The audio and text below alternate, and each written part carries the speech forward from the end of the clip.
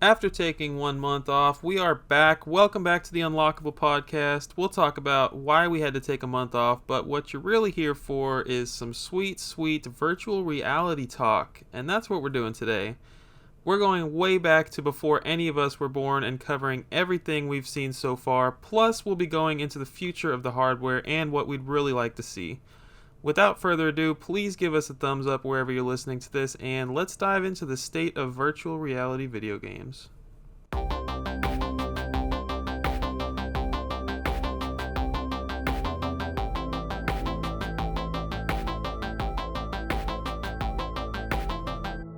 Welcome back to the Unlockable Podcast, where joining me as always is the Game Girl Advance SP herself. That's me! I just can't seem to get rid of her. She's always joining me for this podcast. Yep, sorry, you gotta put up with me a little bit longer. Hannah, we're back for our 30th episode after taking 1 month off. The big 3-0. I know, look at us go. So we had some stuff happen. I'll go ahead and say I'm the reason that we had to take a month off, because I had to move all 2,000 video games plus furniture and everything I own into a new house. I have moved to a different part of Houston, Texas, and yeah, that went really smoothly. Actually, it was not easy bringing an Xbox kiosk up to the second floor, but it's done. Still got some boxes packed up, so getting a little lazy here, but the game room is mostly set up. I need to buy some shelves and stuff, a few more to just kind of hang up all this garbage I carry around with me, but yeah. When are you going to give us a tour? Whenever all these boxes are unpacked. Yeah, it's annoying, but I got an awesome couch, man. Like, something I really wanted was like the movie theater type seating. I'll have to show you, but I got some, like, it's like a 3-seater reclining sofa that freaking the middle seat comes down and it turns into like a cup holder with a place to charge your phone, and it's just It's so nice. I freaking love it. Dang. The headrest is electric, and you can like move it up so that even when you're laying parallel, you can still see the freaking TV. Highly recommend. Wow, that's awesome. What did you do with your month off, Hannah? Well, I think I told you guys that I started school already. I don't know, maybe not. But yeah, I started school again. So that's exciting. We're getting to the thick of it now. Tests, quizzes, assignments, all that jazz. And I also played a heck of a lot of Xenoblade Chronicles 3, which we'll talk about in a little bit. But that's it. That's pretty much all I did. I don't think anyone knows that you went to Alaska, because it's been that long. Oh, you're right. Or maybe I they went do. to Alaska. I think we talked about that. I was going last time. But yeah, I went to Alaska, and oh my god, Alaska is absolutely beautiful. I've been to quite a few places in my lifetime, but Alaska seriously takes the cake. It was that pretty. The scale of everything was just amazing. I literally cannot describe it. And the wildlife was just so cool, and you can do things there that you can't do anywhere else. Like, I saw up close and personal a glacier, like a million-year-old glacier, right? And I ate glacier ice. Million-year-old ice. I ate it, and it was the most tastiest ice I've ever tasted in my entire life. But yeah, Alaska was awesome. Would definitely recommend. It's absolutely beautiful. You weren't on a cruise, right? I was not on a cruise, no. We did one long, well, like I said, we broke it up multiple days, but we drove a lot. We drove like 5 or 6 hours almost every other day. Yeah, that's freaking awesome. Definitely, I'm sure you love the weather up there. I can only imagine. Oh, it was so nice. It didn't snow or anything crazy. It did rain quite a few times, but it was like in Florida, after it rains, it gets like hella muggy and like super moist outside, where you're just like, you feel like you're in like a sauna. It was not like that. So after it rained, it got cool. It was nice. You could see the mountains everywhere, sunset over the mountains, rainbows. It was amazing. It was absolutely perfect. And now it's like 100 degrees here. We were going from like 40s, 50s, 60s, and now it's like 100. So it's quite the contrast. That can't be healthy. Probably not. Oh, I will say, though, the flight to get out there, the whole trip was just borderline miserable. It was super long. We woke up at like 3 o'clock or whatever. Our flight was at like 5 o'clock in the morning. And we had a layover in Houston, actually. And it took us, like, the whole journey took us a whole entire day. It was crazy. And then coming back, we left late at night, and then we got home at like 3 o'clock in the morning. It was awful. It was so long. Man, Florida to Texas and Texas to Alaska. Wow. Yep, and the time change was like 4 hours. Oh yeah, dang. So it was pretty rough those first couple of days. I'm glad you had a great time. I'm glad that we are back for our big 3-0. Let's start off how we always start off. What have you been buying, Hannah? Did you get any Alaskan games? No, but I did go to 2 video game stores in Alaska. They're both in Anchorage, which is like where 95% of the population of Alaska lives. And the stores were more impressive there than they are in Florida, which I don't know if you can believe that. I mean, it was the first store I went into was an absolute huge store, but it also had like DVDs and CDs and all that jazz. The most notable thing that I saw was, what is it called? Go-Go Hypergrind or whatever for the GameCube was like $800 or something. I was like, I immediately know what kind of store this is going to be. And then I saw games like Path of Radiance for the GameCube for like $300, and I was like, nope, it's definitely not my kind of store. But they did have a huge variety, and a lot of their stuff was like really nice. Like they had, I sent you pictures of it.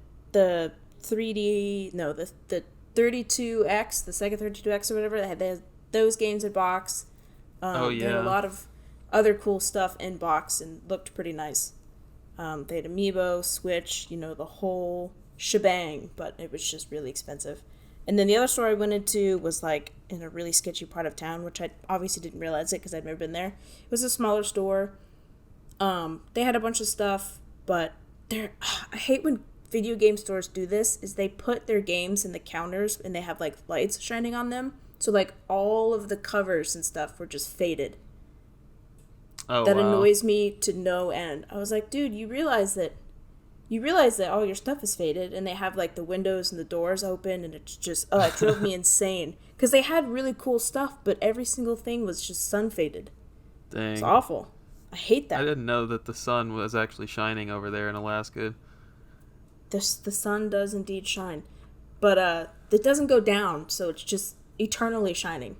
When we were there, I think there was like 3 or 4 hours of actual like nighttime, and the rest of it was super bright. Oh, but it's like opposite during other seasons, right?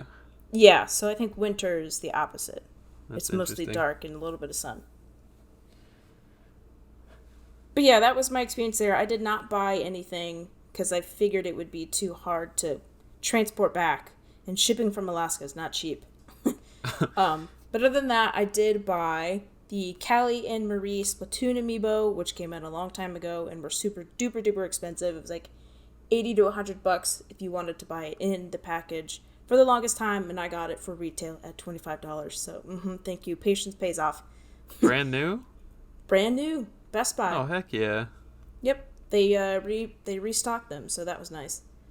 Because of Splatoon 3. And then I also got the Minecraft amiibo, which look very different compared to the other amiibo. They're obviously Minecraft very blocks. It's kind of a stark contrast there. And then Best Buy also had like a bunch of games go on sale. Like 6 or 7 of them were cool that I wanted, but of course they sold out super duper fast. So the ones that I did get was Descenders, which is like a biking game, for like $8 or something, and then Tokyo 2020 Olympic Games for also like $8. I can't resist. If a Switch game is $8, I must buy it, even if I don't really want the game. And then I did pre-order a couple other things that I thought were cool to mention. Was Persona 5 Royal.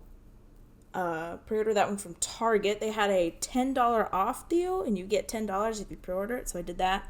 Then I also have pre-ordered Hogwarts Legacy, which is the Harry Potter like open world kind of adventure, and then the Near port that's coming to Switch, which I'm very excited about. I didn't know Hogwarts was coming to Switch. Was that in the Direct? It was not. No, it was announced, I think, on Twitter, kind of a long time ago, I think. But the Switch version is getting delayed a little bit, I think. I'm not sure. It's definitely not being released to the other consoles, and I don't know if it's been given an official release date yet. But still excited for that one. I'm sure that one's going to be solid. I hope so. I mean, Harry Potter's awesome. I love that IP. But yeah, that's pretty much it. That's all I've been buying.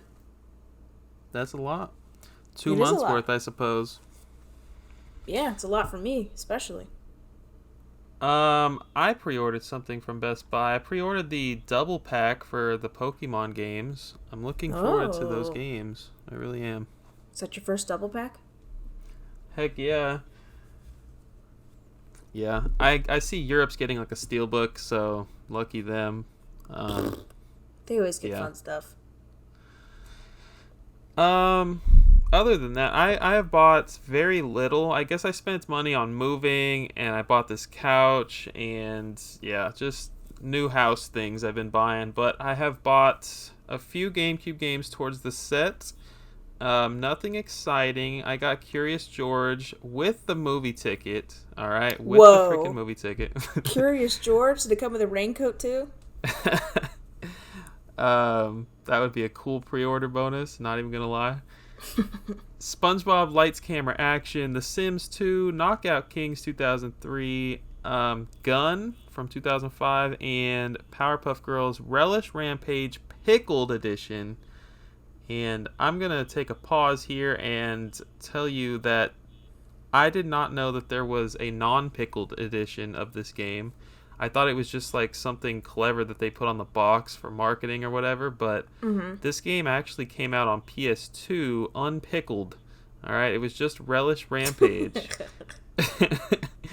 Unpickled.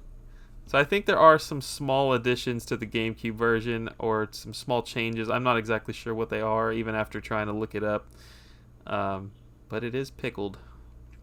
Huh. Interesting. I don't think I've ever heard of that in my life. And speaking of Powerpuff Girls, I also got the Powerpuff Girls Him and Seek on GBA. I've been after this game for quite some time. It's not super rare, but it is expensive when it pops up, so I think I got it for about $20. So very happy with that. Was that one inbox? Yes, ma'am. Wow. Nice. I was gonna ask you, totally random, sort of random. I was gonna ask you if you said you got the re-release of the Amiibos. Is there like a way to tell that it's a different print run? Yes, there is. So on the older ones, there might be something on the back too with like the code or whatever, but the only thing that I know is on the front, like where it says Amiibo in the very front of the package. The older ones are all white.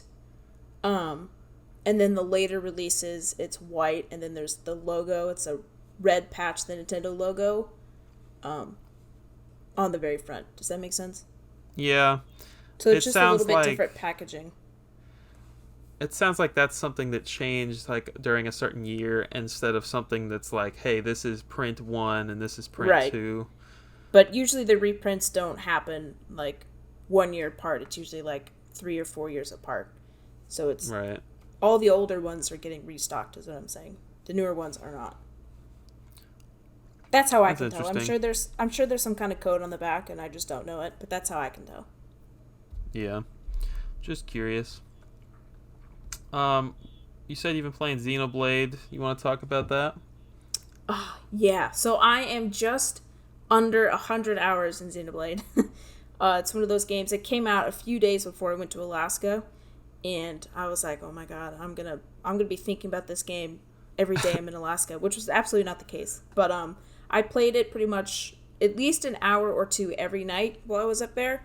So I'm just about 100 hours in. I know I am in the final area, so I'm kind of like trying to do all the quests and stuff before I get there, because I'm so in love with the world, and the characters are just so interesting. Heck yeah. I cannot say... I don't know. I have to finish it before I can really say if it's better than 2. But right now, my current ranking is 2, 3, and then 1. Something about 2 just, like, gripped me, and I had to play the story. I had to get as much story as I could. And with this one, I'm more like, I obviously want the story, but the quests are more, like, integrated into the story. So the more that you do the quests, the more, like, background and, like, lore you get on the world, which was not really the same with 2. I didn't really get that same feeling. But I'm absolutely loving it. I'm going to try to 100% complete it before I get to the very, very end, just because, I mean, it's so good and so in-depth, and you want to learn more about these characters. It's amazing. I love it. Would absolutely recommend to anyone who likes, RPGs, action RPGs, 100-hour RPGs. But it's absolutely incredible. They should definitely go more with this style moving forward. That makes me happy to hear. I'm glad it didn't disappoint. No, it definitely did not. And a lot of people are saying it's the best in the series. Well, 2 gets a lot of shit because it's more like anime-esque fan service-y kind of style, but I mean, that's never really bothered me. I watch anime all the time. I don't know, it's different. It's got a very different feel. It's still a lot of fun. Anything else, or is that it? The only other thing that I was playing is obviously RuneScape, because I have an addiction and I can't stop. But I also tried the Splatoon 3 Global Test Fire, which was like the Splatfest before the game launches, to make sure like the servers and whatnot are running. And after playing this test fire, I almost went out and bought Splatoon 3. Almost. But there wasn't enough there for me to justify buying the new one, because I don't really play Splatoon 2 that often. I'll get addicted to it for like a week, and then I'll be like, okay, I need to stop. It's taken up my whole life. But I'm definitely going to pick it up in the future. It was just, they have this new mode called, I can't remember what it's called, but it's like, so for the Splatfest, there was rock, paper, and scissors. There was 3 teams instead of just 2. And so whatever team was winning, which was my team, I picked scissors. In the first, they called it like the midterm, so like 12, or whatever the half time is, they have this thing where it's called Turf Wars, but it's 3 ways. So whoever was losing, the 2 teams that were losing gets 2 players to form like a 4-player team, and then the other people, hold on, let me think about that real quick. Okay, let me explain that a little bit better. So the team that was losing gets 4 people on their team, right? And the other teams that were losing gets 2 from each team. So like 2 from paper and 2 from rock are on the same team, and they're trying to, they're working together to splat the team that is winning. And it just seemed really, really unbalanced. So I really hope they fix that. Because I was on the team that was winning, so I kept dying over and over and over and over again, because I didn't have like a home base. You're just kind of like thrown out into the middle of it, and then there's people coming to attack you all the time.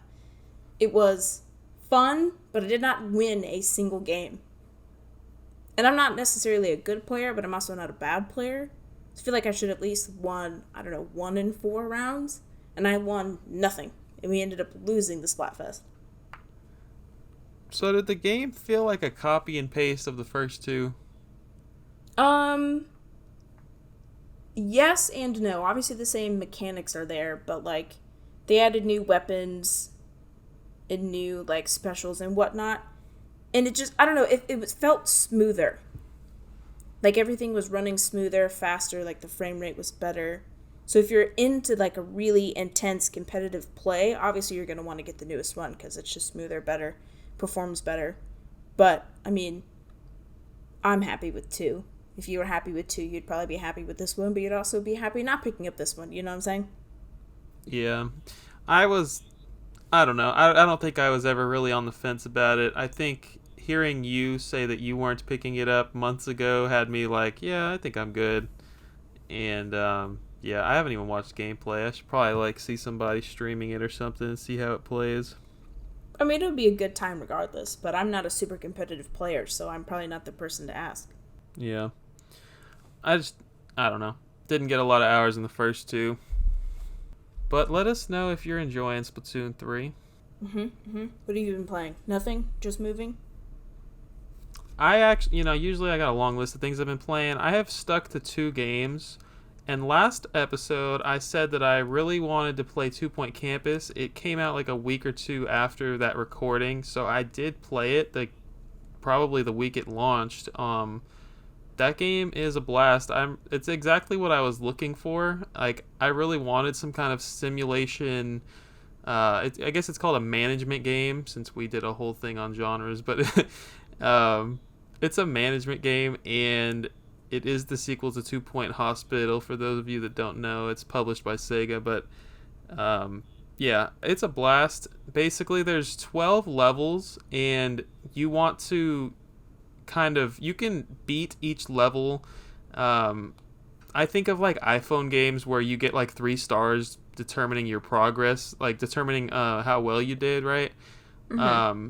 There's like, you can play each level to get 1 star, and then you can move on. I'm playing each one to get to the full 3 stars just because I'm having such a blast with it. And I don't want the game to end, so I'm 2/3 done. I was playing it last night, and yeah, this game, I would definitely recommend it. I think it's a great way to, you can knock out 1 star in like 2 hours or something. It's not something that you kind of like want to sit down like when you have 15 minutes or something. This is like a real commitment type of game, and I find myself like killing like 3 hours at a time playing this, and it just flies by. Wow. But it's a blast. I've never really played anything like this, at least not in recent memory. Yeah, I might even go back and play 2 Point Hospital because it's just so fun. Is it like a co-op game, or can you play co-op? It's just single player. Oh, okay. Interesting. No, I've heard of it, but I've never played them, obviously. Well, cool. That sounds fun. And then I've been playing Gun, which I told you I picked up. Basically, I love me some freaking Western games, and, well, Western movies, I guess, and TV shows. So I've watched Deadwood and Hell on Wheels and stuff like that, and played Red Dead 1 and 2, and I was like, I was actually looking for another show to watch. I feel like I've watched a lot of the big shows that are from that late 1800s, early 1900s, like American West setting.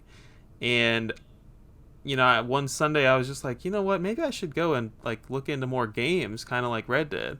Turns out there's really not a lot out there. But Gun from 2005 is like that. And I watched a whole YouTube video, like a retrospective, and this guy was praising the game, and it turns out that this game is like where Red Dead really got its inspiration on like gameplay. So Red Dead Revolver came out around this time, and when the Red Dead Redemption games started, they really like ditched the formula of Red Dead Revolver and really stuck with this Gun gameplay style.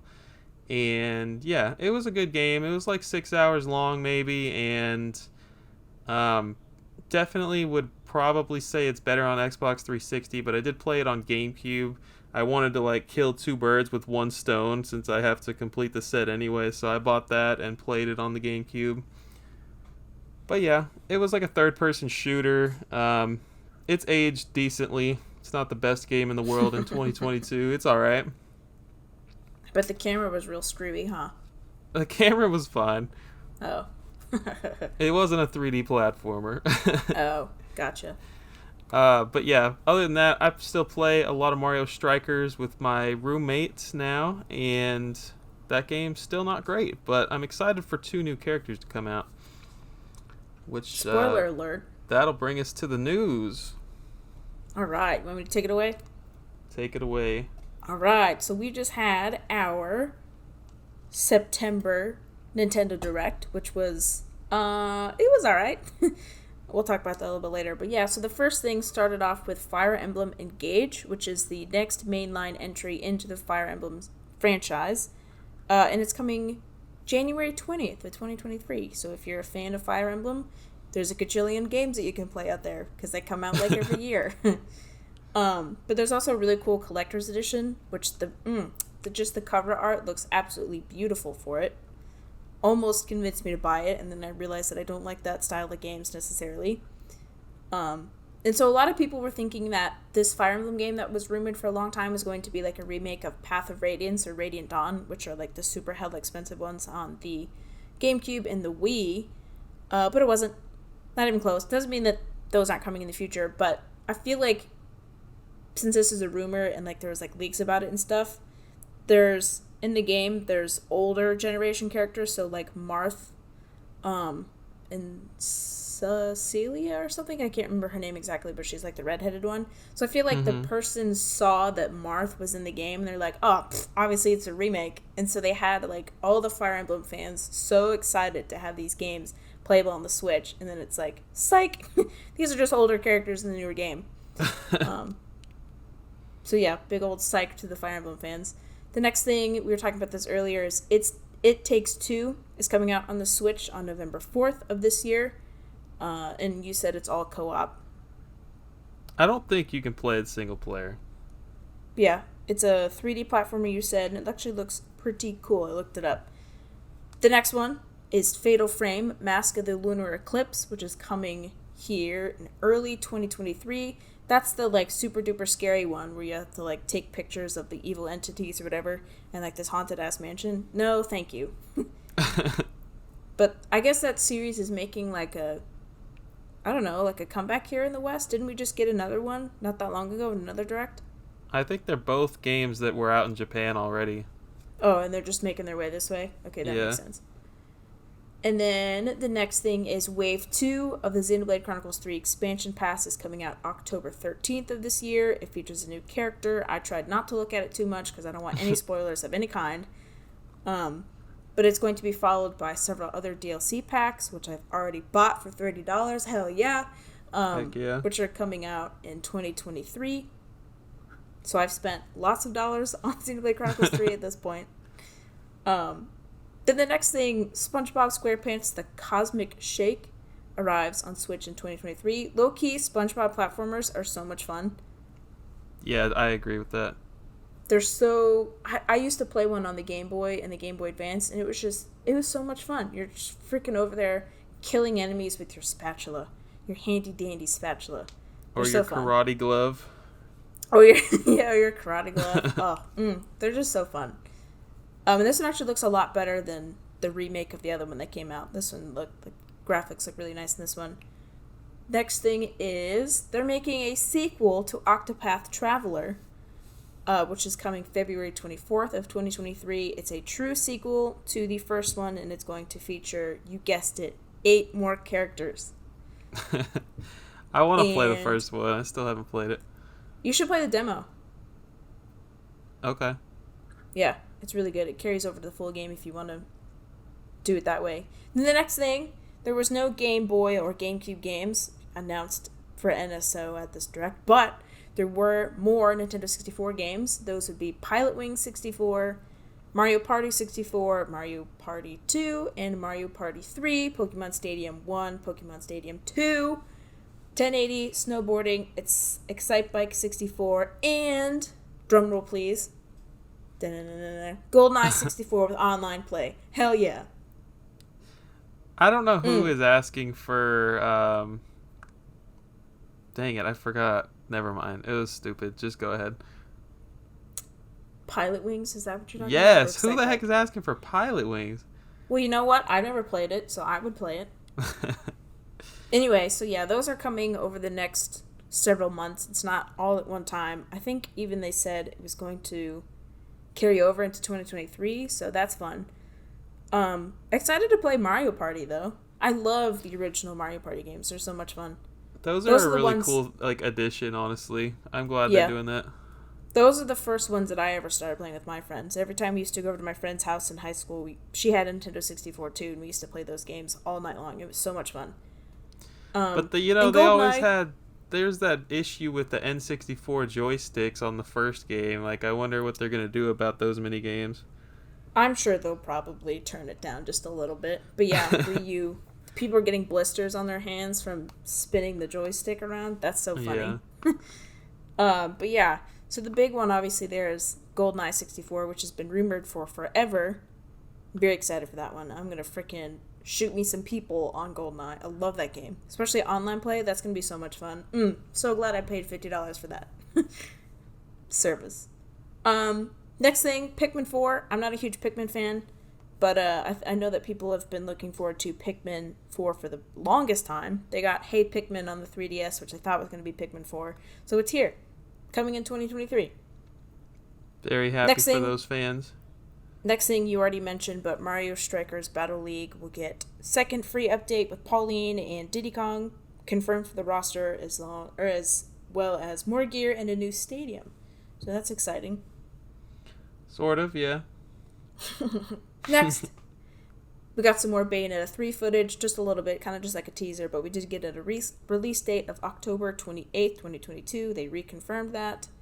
Then the next thing, which I thought was super interesting, I will not be touching these, but Resident Evil Village Cloud Edition will be coming to Switch also on October 28th of 2022. There's a free demo, so this is the cloud version, meaning it's not a physical thing. You're playing it off of something else, and it's just, casted to the Switch. Which I don't know if they know if people have really seen how well this game runs. The demo could run great, and the game itself could run like doo-doo, but I think Nintendo has a pretty solid track record with cloud gaming, doesn't it? I've never played them, but I'm sure it runs fine. There's a lot of games that come out like that. Guardians of the Galaxy came out that way, didn't it? Yeah, I think so. And then, as well, there's going to be the Winter Expansion DLC, which is coming December 2nd. Also, Resident Evil 7, Resident Evil 2, and Resident Evil 3 are coming out this year, with no specific release dates, as cloud versions to the Switch. Just no thank you.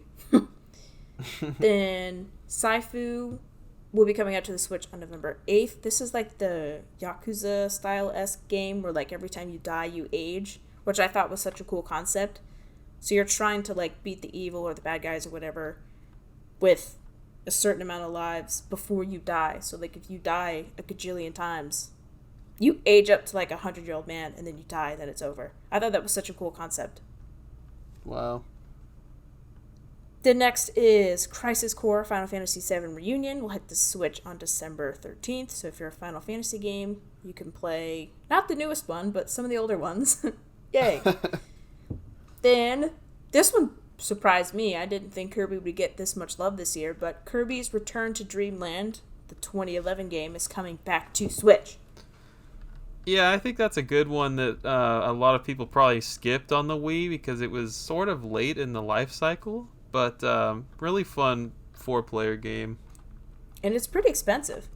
It is like a $50 Wii game, yeah. So now it'll be a $60 Switch game. Woohoo! But it's going to have new features as well as the option to play as all four players to play as Kirby, which I think they used to just play as like the Waddle Dee or like King Dedede, whatever. So now you can all play as Kirby but different colors. Well, Yay. It's not just about that actually. Like you couldn't suck in powers, which was lame if you were player 2, 3, or 4.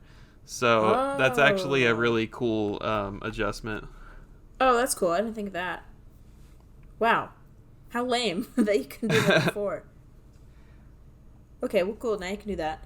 And then, finally, the one more thing to show was Breath of the Wild 2, which has been renamed to Tears of the Kingdom. Woo! And it's coming May 12th of 2023. So a lot of people thought March 3rd, because that would be fun, because that's when Zelda came out. Or Breath of the Wild, the first one came out. But nope, it's May 12th. So I'm really hoping this sticks and it's not delayed anymore because, gosh, it's been like 5 years. Almost feels like an eternity. But this game looks so good. I want to play it right now. I want more than a teaser. We get like 50 seconds every time we've seen this game. I want more. I want an explanation of what's going on. But yeah. Yep, it's going to be a big year for Nintendo. No matter what else comes out that year, 2023 will be huge for them, I'm sure. I'm so very excited. So that's all I have for the Direct, but there are some other things that they announced after and also in the month that we were gone. So, like, I think it was yesterday, they announced, well, as I'm recording this, 3 new Genesis games that are coming to Nintendo Switch Online if you have the expansion pass. There's Earthworm Jim, Beyond Oasis, and Elysia Dragoon, which I've never heard of. I think that's how you say it, Elysia Dragoon. But yeah, I've never heard of any of those games. But if you have that service, good for you. You get to play more Genesis games. Then the next thing is Wave Race is now on Nintendo Switch Online. That came out like a month ago. But I love Wave Race. I think we need another entry in that series. For sure. Perhaps a VR entry? Oh, no, that would be fun. And then the last thing I have is Nintendo announced a Pokemon Scarlet and Violet OLED Switch, which has the Joy-Cons are obviously Scarlet and Violet, which is red and purple for heathens out there, and the dock is white, but it also features like a stylized version of the legendaries from the game, and it looks beautiful. Yeah, I was actually talking about it in my last stream, and somebody told me that the console was ugly and the dock was gorgeous, and I was like, what? And then I went and looked at it, and I was like, you're kind of right about that. Like, the back of the console is fine, I guess, but yeah, the Joy-Cons and the actual dock are gorgeous for sure. Yeah, I mean, how could you not like? The Joy-Cons are just purple and red. Yeah, but the dock I think is where it really shines. But if you play docked most of the time, you won't even see the back of the console, so you're good. But yep, that's all I got for the news. I had a debate with myself for a minute if I was gonna spend like $350 on that thing. It's really freaking pretty. You should have done it. You can still do it. Instead, I just bought both games. Boo. I feel like I had something else. Oh yeah, you don't know who Earthworm Jim is. You're a freaking chump, Hannah. Earthworm Jim. Okay. Man. I do know. Well, no, because there's another Worms game on the Nintendo 64 just called Worms, right? I know that one. Yeah, not the same. I don't know Earthworm Jim. That's all. I just wanted to hurl that insult at you there. The only other thing I wrote for news, aside from all the Nintendo Direct stuff, is there was a PlayStation State of Play, which I'm going to skip all of it and just say God of War Ragnarok Special Edition controller is freaking gorgeous. We don't talk enough about hardware around here, but that thing is super nice. I hope somebody out there freaking buys it and loves it. That's all. We are 40 minutes in. It's probably time to start this episode, Hannah. What the heck is going on? What are we doing today? So we are talking all things virtual reality. Hardware, software, where we think it's going, the history of it. We're getting into the nitty-gritty. And we did a lot of research for this one, and I think it's going to be... I had a lot of fun researching it, so hopefully you have a good time listening to it. Agreed. And I really don't... I've never been into VR. We're going to talk about all our experiences and stuff over the next hour and a half or whatever. But this... VR is actually a lot cooler than I thought. And its origins go back to things that I didn't even know existed in the late 80s, early 90s. And yeah, I'm excited to share this with you guys. I'm going to start us off with like the Google definition of virtual reality, and then I'm going to let you tell us a little bit about augmented and other types of reality, quote unquote. But yeah, add on to this however you like. The Google definition is the computer-generated simulation of a three-dimensional image of or environment that can be interacted with in a seemingly real or physical way by a person using special electronic equipment, such as a helmet with a screen inside or gloves fitted with sensors. Hey, that's the same definition I had. Essentially, you can be engulfed in a world around you that isn't actually there. All right, I like that definition. Can I add on to that one? Please do. Okay, so I took it a little more literal, and I went and looked up the meaning of virtual, because I think a lot of people confuse virtual with like technology, but that word has obviously existed for a lot longer than technology has been around, which is the last 100 or 2 years. So virtual has the meaning of being something in essence or effect, though not actually or in fact. So it's not something that's actually there. It's something that, your mind plays tricks on you. It's a virtual image that something has created that's not actually there. So the term virtual has been used in the computer sense of not physically existing, but made to appear by software since 1959. But obviously that word has existed way longer than that. So virtual definition, another one, is almost or nearly as described, but not completely or accordingly to strict definition. Like I said, virtual does not always have to refer to technology. It was referenced in science fiction novels and writings way before computers and other modern technologies existed. That's a good point. Mainly, like you said, is the point of virtual reality is to trick someone's brain into believing something is real even when it's not. Right. So, obviously, we're going to be talking mostly about the digital side, the computer-generated side, but I just thought it was interesting to note that it hasn't always been about technology. Do you want to tell us about augmented reality? Yeah, so the main three kind of topics that we're going to talk about is augmented reality, virtual reality, and this thing called mixed reality, which I just learned about looking this up the other day. So augmented reality combines a digital world with real effects. It is a technology that superimposes digital information over the user's view using a device like a smartphone or tablet. So the biggest example that I can give to you is like the Pokemon Go, where you can turn on the AR thing and you can take a picture of a Pokemon with like the real world background. That's augmented reality, right? So the main differences here are VR creates an immersive visual environment where AR augments a real world scene. So obviously the Pokemon's not in real life, but you can see it superimposed over real life. So VR is 75% virtual, where AR is only 25% virtual, which I like that difference. That made a lot of sense to me. VR requires a headset device where AR does not, although in the future AR glasses would be super cool. But we'll get to that later as well. VR users move in a completely fictional world where AR users are in contact with the real world. AR requires higher bandwidth than VR, obviously. AR is intended to enhance the virtual world and the real world. VR replaces the real world with a fictional reality, which is primarily intended to enhance games. So yeah, that's the main differences. Some of these examples that we go to in the history are going to be talking about like AR or augmented reality, but it also relates to virtual reality. Like AR was like the first VR until we realized like what VR actually was, if that makes sense. Yeah, I'm with that. So then the third thing is mixed reality, which is a blend of the physical and digital worlds, unlocking natural and intuitive 3D human, computer, and environmental interactions. And it's the merging of real and virtual worlds to produce new environments and visualizations where physical and digital objects coexist and interact in real time.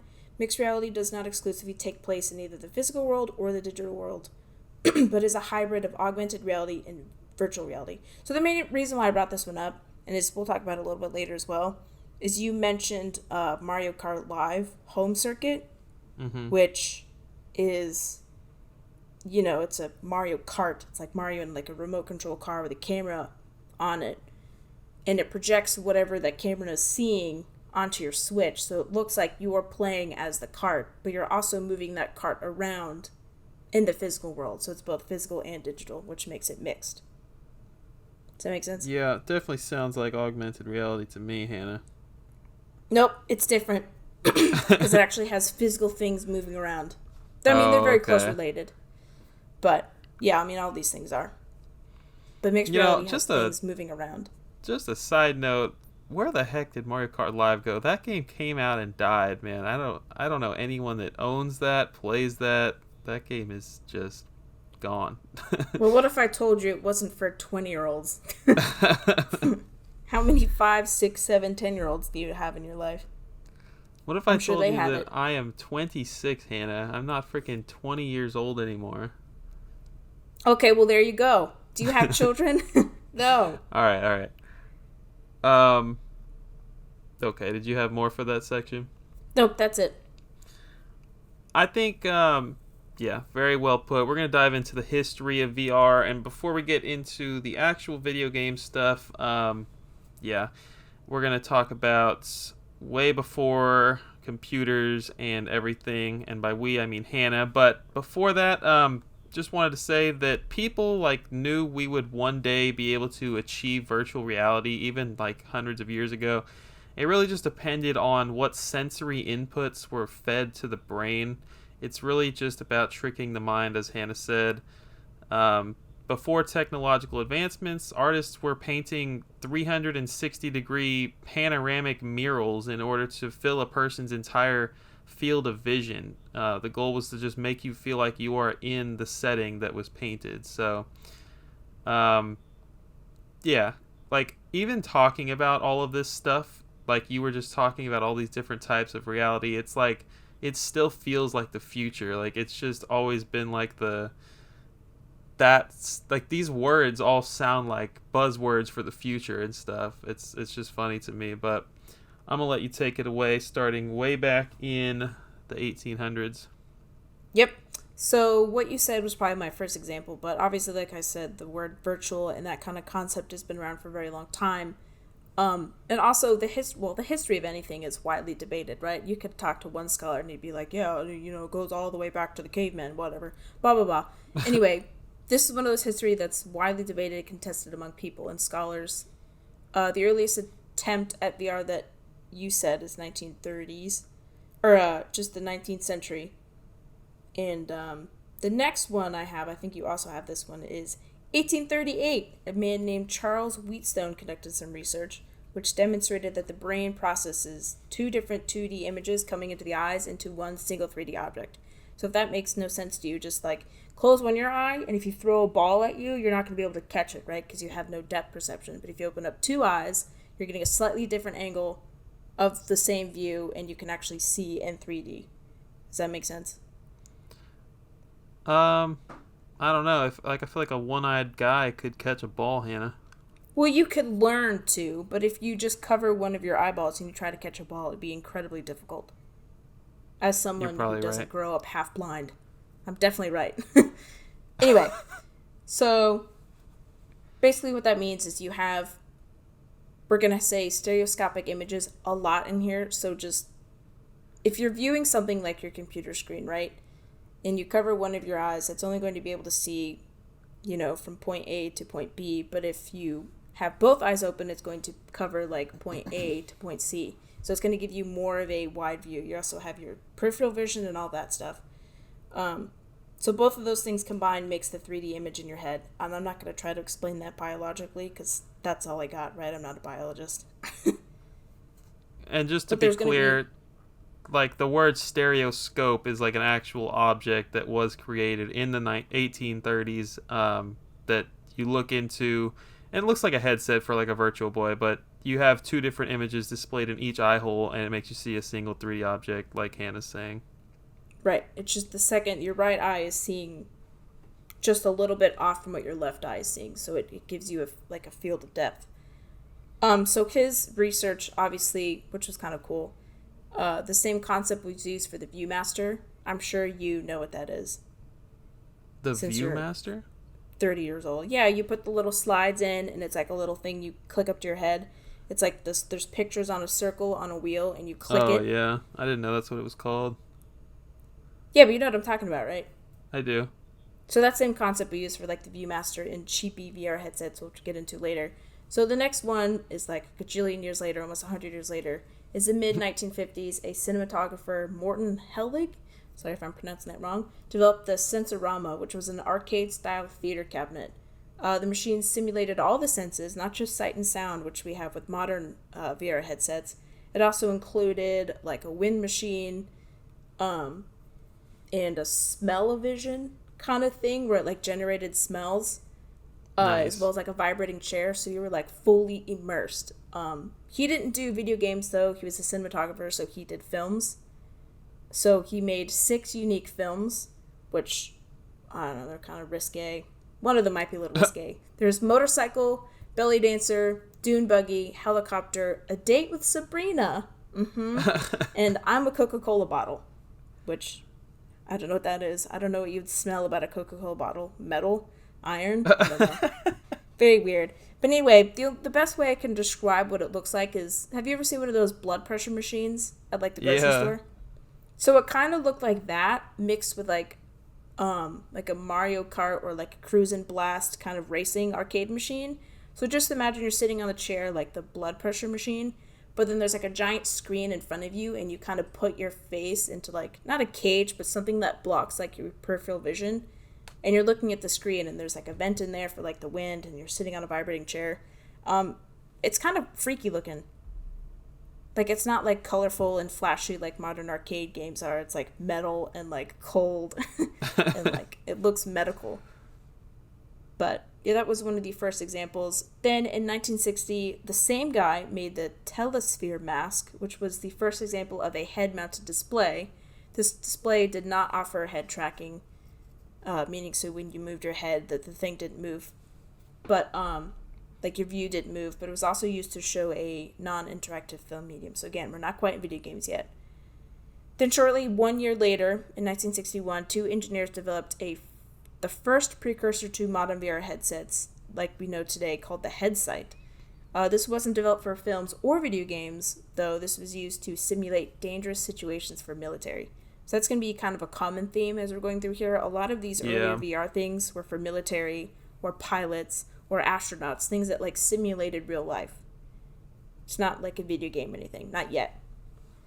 So this specific headset featured a video screen for each eye and a magnetic motion tracking system, which was linked to a closed-circuit camera. The head movements of the person wearing this device would move a remote camera, allowing the person to naturally look around an environment. So it was more like almost augmented reality, but really you're just moving a camera with your head movements instead of like having it displayed in front of you. Then, the next one, in 1968, Ivan Sutherland, which is like he's a super interesting guy, super smart guy, created the first AR, VR head-mounted display that was connected to a computer and not a camera this time. So this is the first one connected to a computer, and the device was called the Sword of Damocles. Hey. Do you know what that is? No, but it sounds awesome. Well, I looked it up because I was curious about it. So basically, this guy named Damocles or whatever, he went up to Dionysus, which was like a king. He was like, this is mythology, by the way. I don't know if it's Greek or Roman or whatever, but anyway, it's some sort of mythology. So he went up to Dionysus and he was like, hey, I want to be king. You have all these cool things and you live a life of luxury and whatnot. I want to be that way. I want to live that way. So Dionysus was like, yeah, you can be on the throne for a day or whatever it was, but because I've made so many enemies and I'm always in constant fear that someone's going to attack me or poison me or whatever, I'm going to hang this sword detached by like a horsehair. The hilt is just attached by a horsehair, and if it breaks, it's going to swing and it's going to kill you. Because that I live on constant fear that my, kingdom's going to be overthrown or people are going to poison me or whatnot. So that's why it's called the Sword of Damocles, is that the device is hanging kind of like a weird freaky saw contraption from like a horror movie from the ceiling. And it's huge and it's weird, it's bulky, it's like really creepy looking. So I thought that was an interesting thing. Very They're like, interesting. yeah, we know this thing looks creepy, so we're going to name it after that. But yeah, so the head-mounted display was comprised of two CRT monitors with mirrors and prisms, which allowed digital wireframe graphics to be superimposed over the real world. So this is kind of an example of more AR, augmented reality. So the person who's looking into the device could see the real world around them. But what the computer did was it projected like wireframe images of shapes, like squares and circles and triangles and whatnot, like in front of the person. So you could see the shapes that were floating in your vision while looking at the environment around you. So again, more AR, but still it was like the precursor to VR. So the most interesting thing about this, though, was obviously it was the first one hooked up to a computer and not a camera, so the thing was actually being generated in front of you. But the computer that was being used, that was hooked up to this, was the same computer that Steve Russell created Spacewar in 1962 with, which is considered the first video game. I don't know if you knew that. No, I didn't. I think that's also widely contested, though, but, whatever. I'm not a historian here. So, like we said earlier, a lot of these things were used like military and pilots and stuff. So the next iteration of VR included things like finger movement tracking, or the first example of a proper headset worn outside of a lab, things used for like astronauts and military and stuff. But I think the next thing I have is 1987, and I believe you also have one from that year too. Is it my boy Jaron Lanier? That is it, yes. Yeah, I'll take it away from here. Take it away. Yeah, so this is when I think it starts to get super interesting. Not like any of your research was not interesting, but I think Yeah, what the heck, man? it gets a lot more modern here.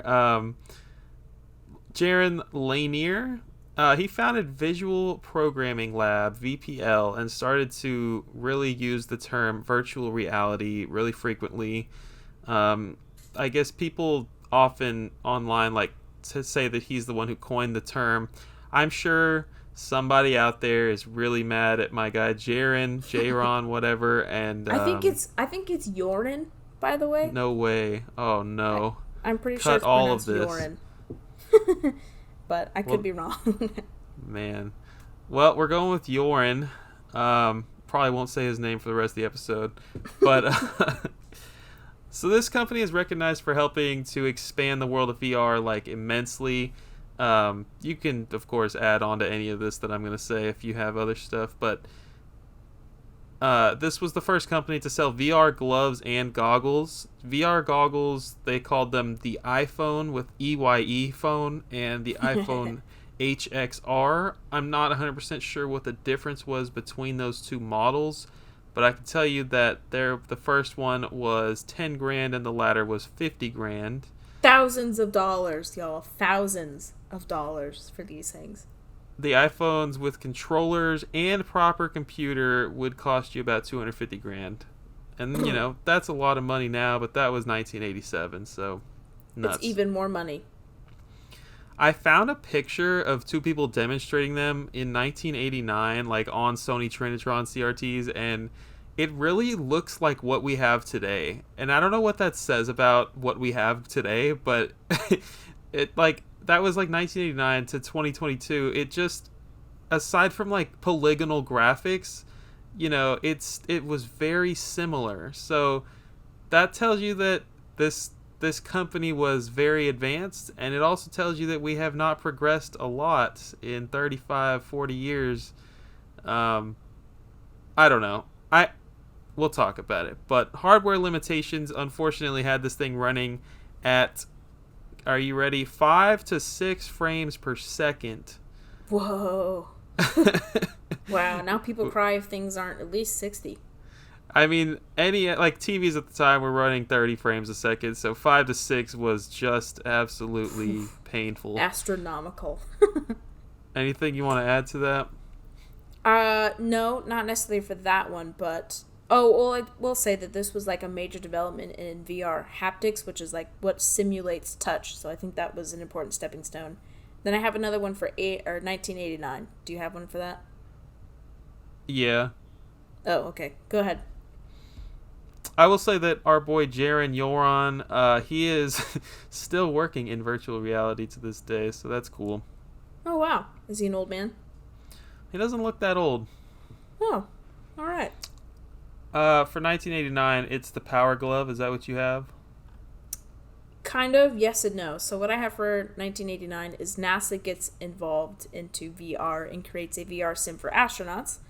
The project was called Project View, and it looks pretty similar to what modern headsets look like now. It also featured gloves for fine simulation of touch interaction. And then I have this technology was also used in the creation of Nintendo Power Glove. All right. Yeah, I'm glad you mentioned the NASA thing. There is just... Yeah, well, I won't say it until we get there later, but Nintendo launched the Power Glove in 1989. It was a license. It was not actually like a first-party product. It was a licensed Nintendo accessory that was actually developed by a guy named Samuel Cooper Davis and released in North America by Mattel, a popular toy manufacturer. The hardware it's actually based off of is called the Data Glove, which is patented technology from another company that you may remember from 2 years prior called VPL. The Data Glove had a resolution of 256 positions, which basically translates to 8 bits per finger, excluding the pinky. And the reason for that was the pinky kind of moves with your ring finger, and it also saved money. This thing could detect yaw, roll, and pitch while the Power Glove could only determine roll, sorry. And it only had 2 bits per finger. I don't know which one is which for yaw, roll, and pitch. That's like a common... Like, do you know what that is? Nope. So it's like different axes of rotation is what it is. And I know it's really popular for, like, if you're...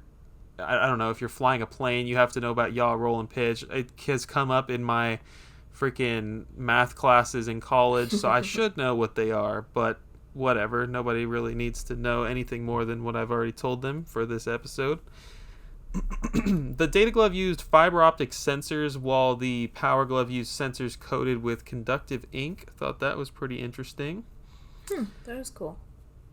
The Power Glove, I didn't know this, but you actually have to place 3 sensors around your TV, and the Power Glove actually emitted an ultrasonic sound that, we can't hear it, but it has a little speaker that emits these sounds every couple of seconds or whatever, and it goes to the 3 sensors on the TV, and they would perform a triangulation calculation to know where the glove was. How freaking advanced is that crap? Yeah, dude, that's super cool. The glove had all the buttons of your regular NES controller, including a D-pad, and it also had like 9 programmable buttons on it. I didn't know this, but those buttons were used to like each game required a different code. So, if you're playing freaking Metroid, you have to type in a certain code, which now you can easily find on the internet, I guess. I don't know how. Was there a book in the 80s? I don't know where you got this information, but only 2 games released specifically for the Power Glove. It was Super Glove Ball and which was a puzzle game, and Bad Street Brawler, which was a beat 'em up. Sounds perfect for a glove accessory. Yeah, really. You can play both of those games with an NES controller by itself, but there are moves that you need the glove for specifically. So you would be missing out without the Power Glove. You could theoretically use the controller's motion capabilities to play literally any NES game, but it's just never a good experience. Popular YouTuber Angry Video Game Nerd has done all of this and made memes out of it for sure over the last 15 years. But for example, Metroid, you can squeeze your fist to shoot, you can move the glove left or right to move Samus left or right, and you move your arm up to jump. However, this was like super inconsistent across games. So if I went and switched to another game that had platforms like Mario, you could, I don't know how you control Mario because I didn't look it up, but it might be something different where you squeeze to move right and something entirely different. And so that's awesome. I can't imagine anyone ever had fun with this thing, to tell you the truth, even for the games that it came out with. It retailed at $75. No games were included, and it was discontinued the following year. It was definitely... It just didn't work how it was designed to work. But imagine if it did work like it was supposed to work. That would be so cool. That would be freaking amazing for sure. And it is amazing for what it was. Even if it has become a meme, it is a super cool part of history for sure. Man, now I want to play with one. I would love to try one they? for sure. Are they expensive? I assume they are. I can tell you that they retailed at $75 in 1989. No, I have no idea what they're worth. I'm sure they're expensive. Dang it. The movie The Wizard, which often comes up when talking about like NES accessories and games and stuff, was like killer marketing for this thing, and that was actually a Nintendo produced film.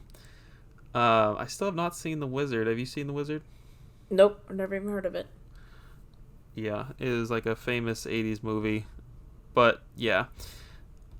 Today this thing is just a cool shelf piece, an absolute meme. It's not true virtual reality. It's definitely a step in the right direction, but thanks to Hannah's definitions, it is definitely not virtual reality. fun fact, someone actually made a mod where you can use this Power Glove to control Mario Kart Live on the Nintendo Switch. What? I can only imagine. I don't know. Maybe it plays great. I have no idea. That's awesome. What do you, like, tilt your hand or whatever to make it turn left and right? I would hope so. That's awesome. I don't know if it still uses the 3 accessories on the TV or whatever, the sensors, but... I doubt it. I'm sure it uses the Nintendo Switch's sensors. Right. But that's super awesome. Man, people are so, like, smart. Anything you want to add to that? Nope. All right. I have a lot of stuff here. So let's get into Virtuality is a company from 1991. They made the Virtuality line of arcade machines. They used a stereoscopic headset and joystick controllers. They were able to track the user's head and hand positions.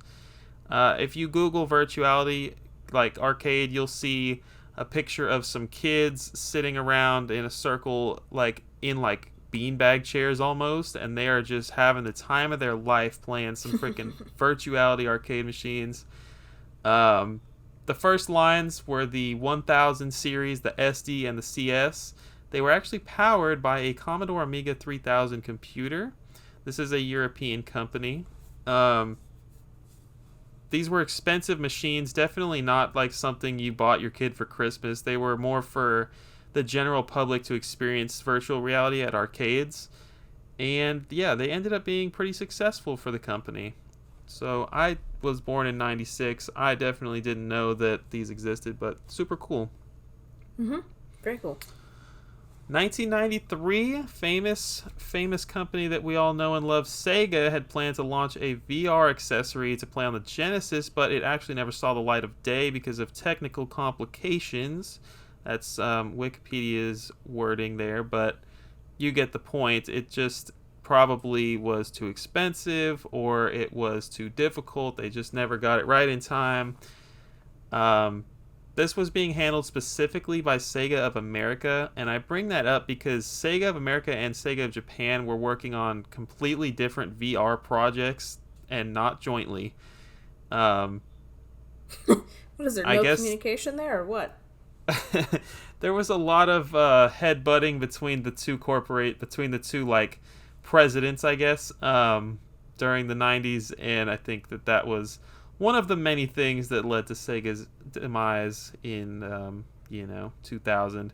But yeah, this thing was announced at the Winter CES show in 1993, and it was planned for release at $200, but once again, never saw the light of day.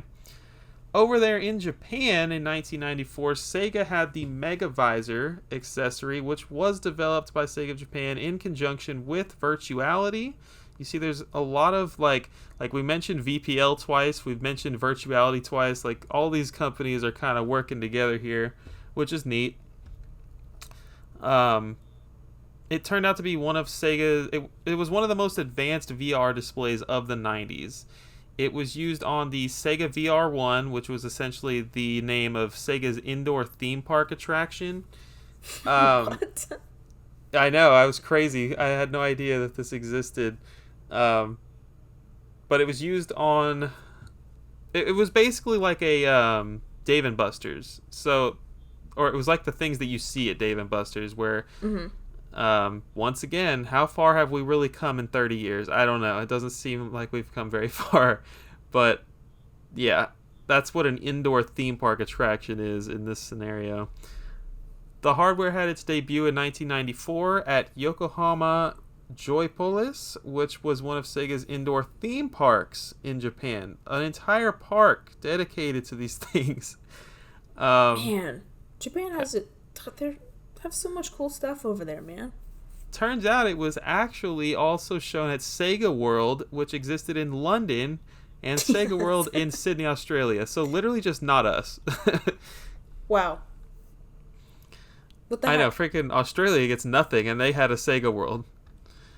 Yeah. Games released for this thing, there was 3. There was Space Mission, which was an on-rails first-person shooter, go figure, and it was like an 8-seater pod with hydraulics. Just, again, think of Dave & Buster's. I'm pretty sure this exact thing existed at Dave & Buster's. And then Planet Adventure, which was using the exact same 8-seater pod and hardware. It was just another on-rails shooter. And then, more interestingly, the Danu Senki Net Merc. This was an actual arcade cabinet designed for use with the Mega Visor. The hardware was called the Sega Netmark system, and this was the only game that utilized it. It was developed by Sega with help from Virtuality. It was finally released in 1995. So SegaRetro.org says this game had a very limited release due to criticism, a shortage of Sega Model 1 arcade board stock, and several delays from the time Sega made an agreement with Virtuality. So initially they made this agreement and they said, yeah, we're going to ship out 2,000 units, but because of all the things I just listed and whatever else, it is assumed that less than 100 actually shipped. Very few ever made it outside of Japan. Apparently they have been spotted in New Zealand and Korea, interestingly enough. Wow. And yeah, that's all I got for the Sega Mega Visor. You still with me? Need to slow it down or anything? We good? No, I think you're good. We got a big one now. The last big one, really. It is the Nintendo Virtual Boy of 1995. Huh, never heard of it. I'm not going to try to be Norman Caruso out here, but this is... Yeah, we all know what the Virtual Boy is. I'm not going to be brief about it, but I'm also not going to be super in-depth here. But anyways... Reflection Technology Inc., RTI, looked for a partner and for funding to get their new technology off the ground. It was an LED eyepiece display technology that they called Scanned Linear Array. They had made a stereoscopic headset for it called the Private Eye. They reached out to Sega, who actually turned them down, and then Nintendo jumped on it. They thought it was some super interesting hardware, and they put good old Gunpei Yokoi on the project. For those of you that don't know, creator of the Game Boy and Game & Watch. Mm-hmm. He saw it as a unique concept that the competition would have a difficult time replicating. So Nintendo's all about that. Nintendo entered a licensing agreement with RTI to use the technology for an upcoming project that they were codenaming VR32, which is virtual reality 32-bit console VR32. It stands, if you haven't seen this thing, it pretty much has like these two long legs connected to its headset. It stands on a table, ideally in front of you with its legs, and you can lean into the headset while holding a controller, which is wired to the headset. The headset has one speaker on either side to create stereo audio directly into your ears, creating that immersive that experience immersive? To make you feel immersed. Yeah. Immersive. There are two oscillating mirrors inside of the headset that vibrate back and forth super quickly. Yeah, that's like a really brief overview of like how the hardware works, but that's what Wikipedia said, and it sounds really freaking cool. The controller is pretty weird. It has two D-pads. It's like, you think of controllers today, we have two joysticks. This had two D-pads, an A and B button, and a start and select button. The controller, like I said, connected directly to the headset. Every game has an option. This is super interesting. I didn't know this at all, but every single game has a built-in option that you can turn on to automatically pause the game every 15 or 30 minutes, because even Nintendo knew that this thing was immensely straining your eyes. So, that's pretty cool. There were 22 games in total that came out. 19 of them released in Japan. I'm surprised all 22 didn't release in Japan, honestly. 14 of them came out in the States. It's like the smallest super cool set that you can collect here. Jack Bros, obviously the rarest North American title because Atlas. The console was supported for less than 2 years before it was discontinued. It was said to have had a poor marketing campaign. It was expensive, and it was super uncomfortable. It retailed for $180. So, yeah. Red was used. So, yeah, I didn't mention this, but the display is just red, and it was used because it was like the cheapest route, and if they had full color, it would have been sold for over $500. Wow. Sheesh. Color LCD didn't do well in testing, apparently. The picture was, quote, jumpy. A quote from Gunpei Yokoi I thought was interesting. We experimented with a color LCD screen, but the users did not see depth. They just saw double. Color graphics give people the impression that a game is high-tech, but just because a game has a beautiful display does not mean that the game is fun to play. You can definitely use that in 2022. Yeah, you can. Red uses less battery, and red is easier to recognize. That is why red is used for traffic lights. I wasn't sure about that last sentence. Thought that was kind of weird, but left it in anyway. This thing is portable. I didn't know that, but it actually doesn't have to be plugged into the wall because the controller takes batteries. So that's interesting. Whoa. I didn't know that. I can't imagine being in the car with this thing. First of all, you have to stand it up and like have it not fall over, I guess. But holy that crap, would just be a nightmare. It's already such a pain to like you get nauseous from playing it. I can't imagine adding motion sickness to it. That would be my own personal hell. The best games for the console, according to Nintendo Life, because I have only played it very little, the 3D Tetris, Virtual Boy Wario Land, and Jack Bros, which is a spin-off of Shin Megami Tensei. After that, there's not a whole lot to write home about as far as like virtual reality for a long time. You can add anything you might want to add here, but video games strayed away from virtual reality. VR was primarily used for training purposes or for treating PTSD. And then in 2006, the Nintendo Wii comes out. It's considered a non-immersive virtual reality experience, meaning you aren't fully engulfed in the world with goggles or a helmet. You just have the motion controls, and we all know about how motion controls became a super popular thing after that. Yeah, the only thing I want to add is I looked up gameplay of Wario Land because I thought it was super cool. The display is red, but it's like various shades of red. Mm-hmm. So it still looks like shaded and detailed and stuff. It's not just like solid red. But the game looked really cool. It doesn't, watching it on YouTube though doesn't do it justice because it's literally just the right eye and the left eye right next to each other. So it's kind of confusing if you're not like looking in a stereoscopic like goggle kind of deal. But yeah, it still looked pretty cool. The other thing I wanted to say, I forgot, but yeah, good stuff. Heck You had some more exciting things. But yeah, I didn't know that Sega actually had kind of entered the VR world at all until you just told me right now. I had no idea. Well, even the Virtual Boy, like I've collected Nintendo for a long time, but even that's not like super well known to just normie people. Like, you have to, like, really know what that is to know that it existed. Yeah, you're probably right. I don't have a lot of experience with the Virtual Boy.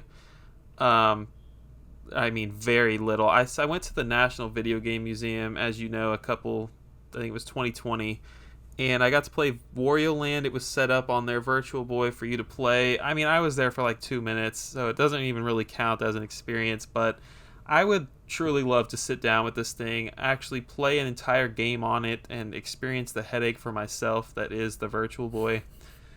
Other than that, I do own Panic Bomber complete in box on the Virtual Boy, which is like a puzzle game featuring Bomberman. Oh, you got the game, but not the system. So sad. All right. Yeah, so if you're wanting to get yourself a Virtual Boy, it's going to be a few $100, I'm sure. I haven't looked at it, but... Well, even still, the ones that are sold online, like, a lot of them have... can't remember exactly what the problem is, but, like, the controller works just fine, but something about, like, the thing that you put your face in, I don't know if it's, like, the bulb goes out, or, like, something is very commonly broken when you get the Virtual Boy, but I can't remember what it is. I also cannot remember, but you're definitely right. There's one thing that goes out a lot on that guy. I think you, like... people lose the legs. I guess those are detachable. I don't know. I lost my legs. Yeah, so that's going to wrap it up for the history of VR section. We're going to dive into the current state of VR.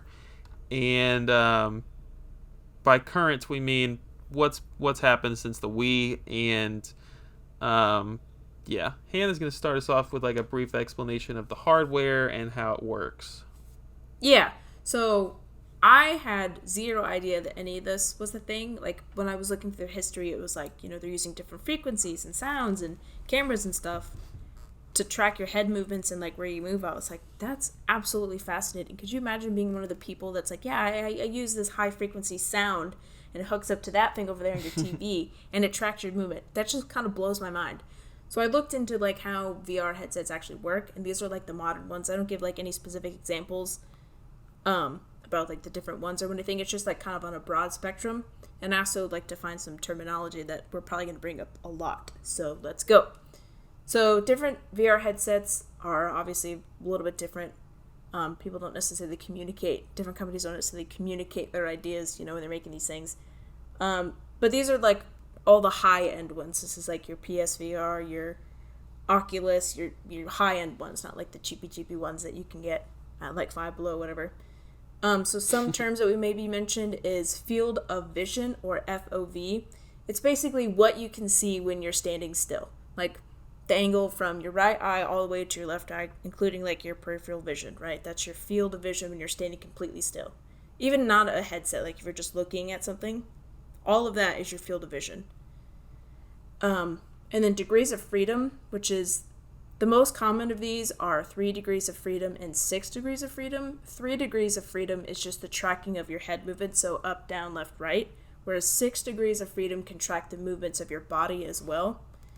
So it's more on a 3-dimensional plane versus just like up and down. You can move to the left, your whole body to the left and whole body to the right, and your avatar or whatever will move with you. And that happens by tracking the coordinates in the physical space around you. And then we get into the tracking types. The most common form of tracking is called inside-out tracking. This kind of tracking system relies on cameras built into the headset to track your movement from inside of the headset outwards. And this uses, like, it says advanced simultaneous location and mapping algorithms, so that's just like some technical jargon that I know nothing about. But it monitors the features of the physical environment around you. And you as a person, and makes that kind of system work around you, like in the environment that you're in. Also, there's outside-in tracking, which is what some of the older VR headsets did, like the original HTC Vive. Basically, you set up external cameras around the room, or they're mounted on your TV, or like in the corners of your room, or whatever. And that's basically how it's tracked. So it's either the frequency, either light, or cameras, or anything like that. It's very similar to how like Wii remotes worked, like how you have the sensor bar like above or below your TV, and then you point it and it knows where you're tracking, or like where your hand is moving around. Yeah. Or also just like regular like TV remotes, how they work. So that's a very basic concept that we've had for a very long time. And then the next thing is the controllers, which obviously vary vastly between all the different ones. There are a bunch of different controllers out there. Obviously, the ones that are packaged with your VR are compatible only with your headset. I think that's worth noting. Typically controllers typically like the systems have their own special controllers to track movement, and they're also tracked in 6 degrees of freedom. So left, right, up, down, step to the left, step to the right, angled up or down or whatever, so they know your movements. Most controllers have a combination of triggers, analog sticks, buttons, sensors, touch sensors, or like trackpads to track the movements of your hand to simulate like picking something up, or throwing something, or moving something. Other controllers can detect the pressure of your hands. So like if you're squeezing something lightly versus squeezing something, like white knuckling it, like firmly grasping it. It knows the difference between those. And that's becoming more advanced as we go on through the VR iterations. And specifically the Facebook Quest 2 and the original Quest both include native controller-free hand tracking, which I thought was interesting, which eliminates the need for a controller at all. It's just able to, track the movements of your hands in certain situations. It can't do it like for like all the games and stuff because it can't really simulate like picking up So, like, in that kind of thing, you need a controller to grasp. And then the last thing is IPD, or interpupillary distance, which is the distance between the center of your two pupils. Obviously, it's different for everybody. So a lot of headsets have, like, I don't know, but you can, like, adjust it because it's different for everybody.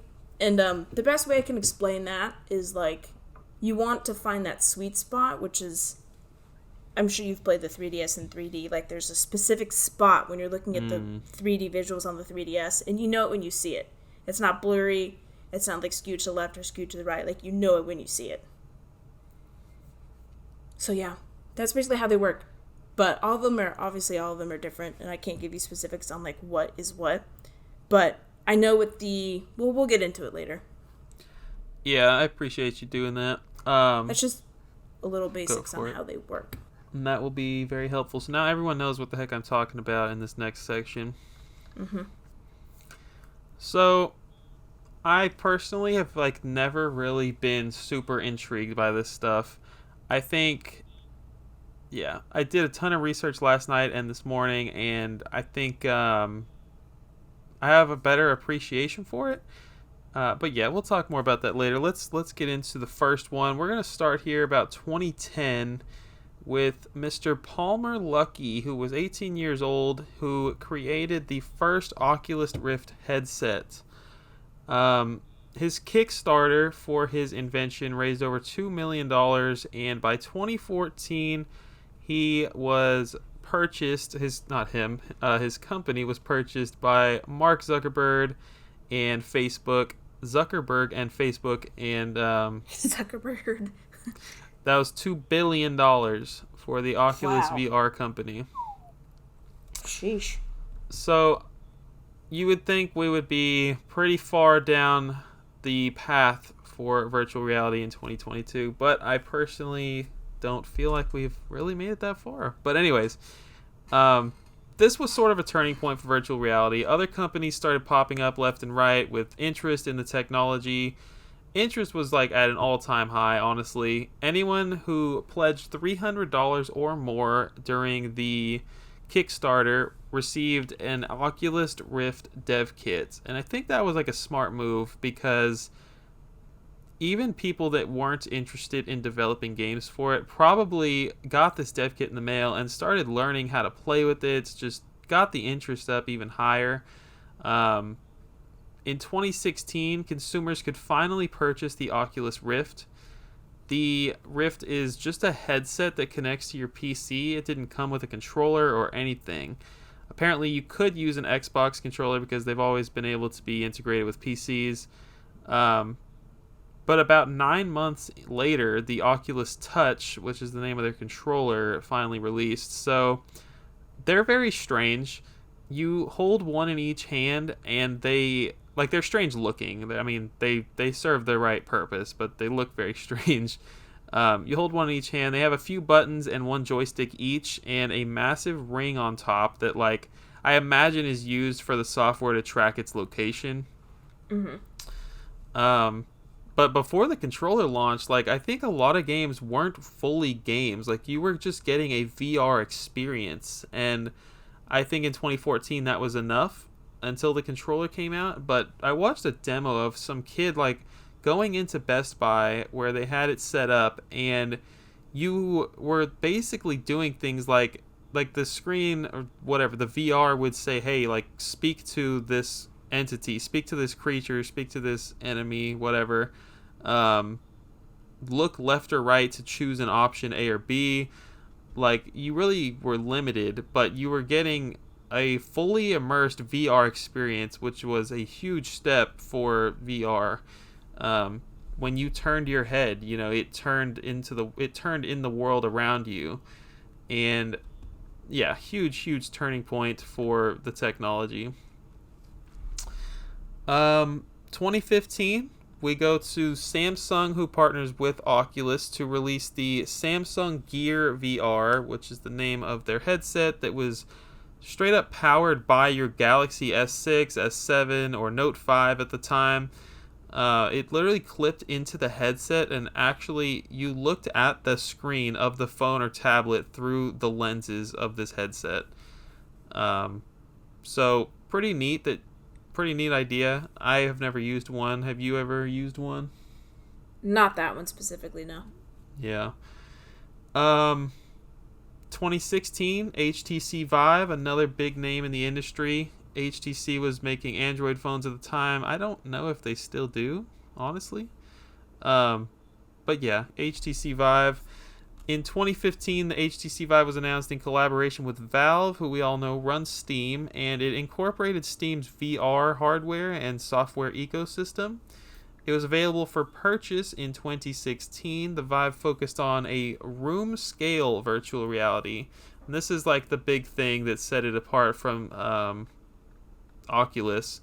But the room scale, basically, you can walk around in an open area instead of being planted in a single position. And like Hannah mentioned earlier, this required you to set up multiple sensors around the room that they called lighthouses. And, you had to really clear out some space, like, on Wii Sports when they're like, hey, make sure there's nothing around you. Now, this, yeah. This really, you needed a whole room to play this crap. They mean it with this one. This headset had a front-facing camera on the headset, which is pretty cool because it would let you know if you're about to walk into a wall or something. Mm-hmm. I imagine that was a common problem. A lot of concussions in 2016. There was an online marketplace called Viveport where you could get Xbox Game Pass style of subscription software to play hundreds of games. That might be a more recent addition, but basically there were more models for the HTC Vive that released: the Vive Pro, the Vive Focus, the Vive Cosmos. Gosh. Yeah. And then in 2018, Oculus comes out with the Oculus Go. It's an all-in-one headset that didn't require a PC. Had a wireless controller. $200 and $250 options came out. So these things are pretty affordable for 2018 as far as buying a video game console per se. Fun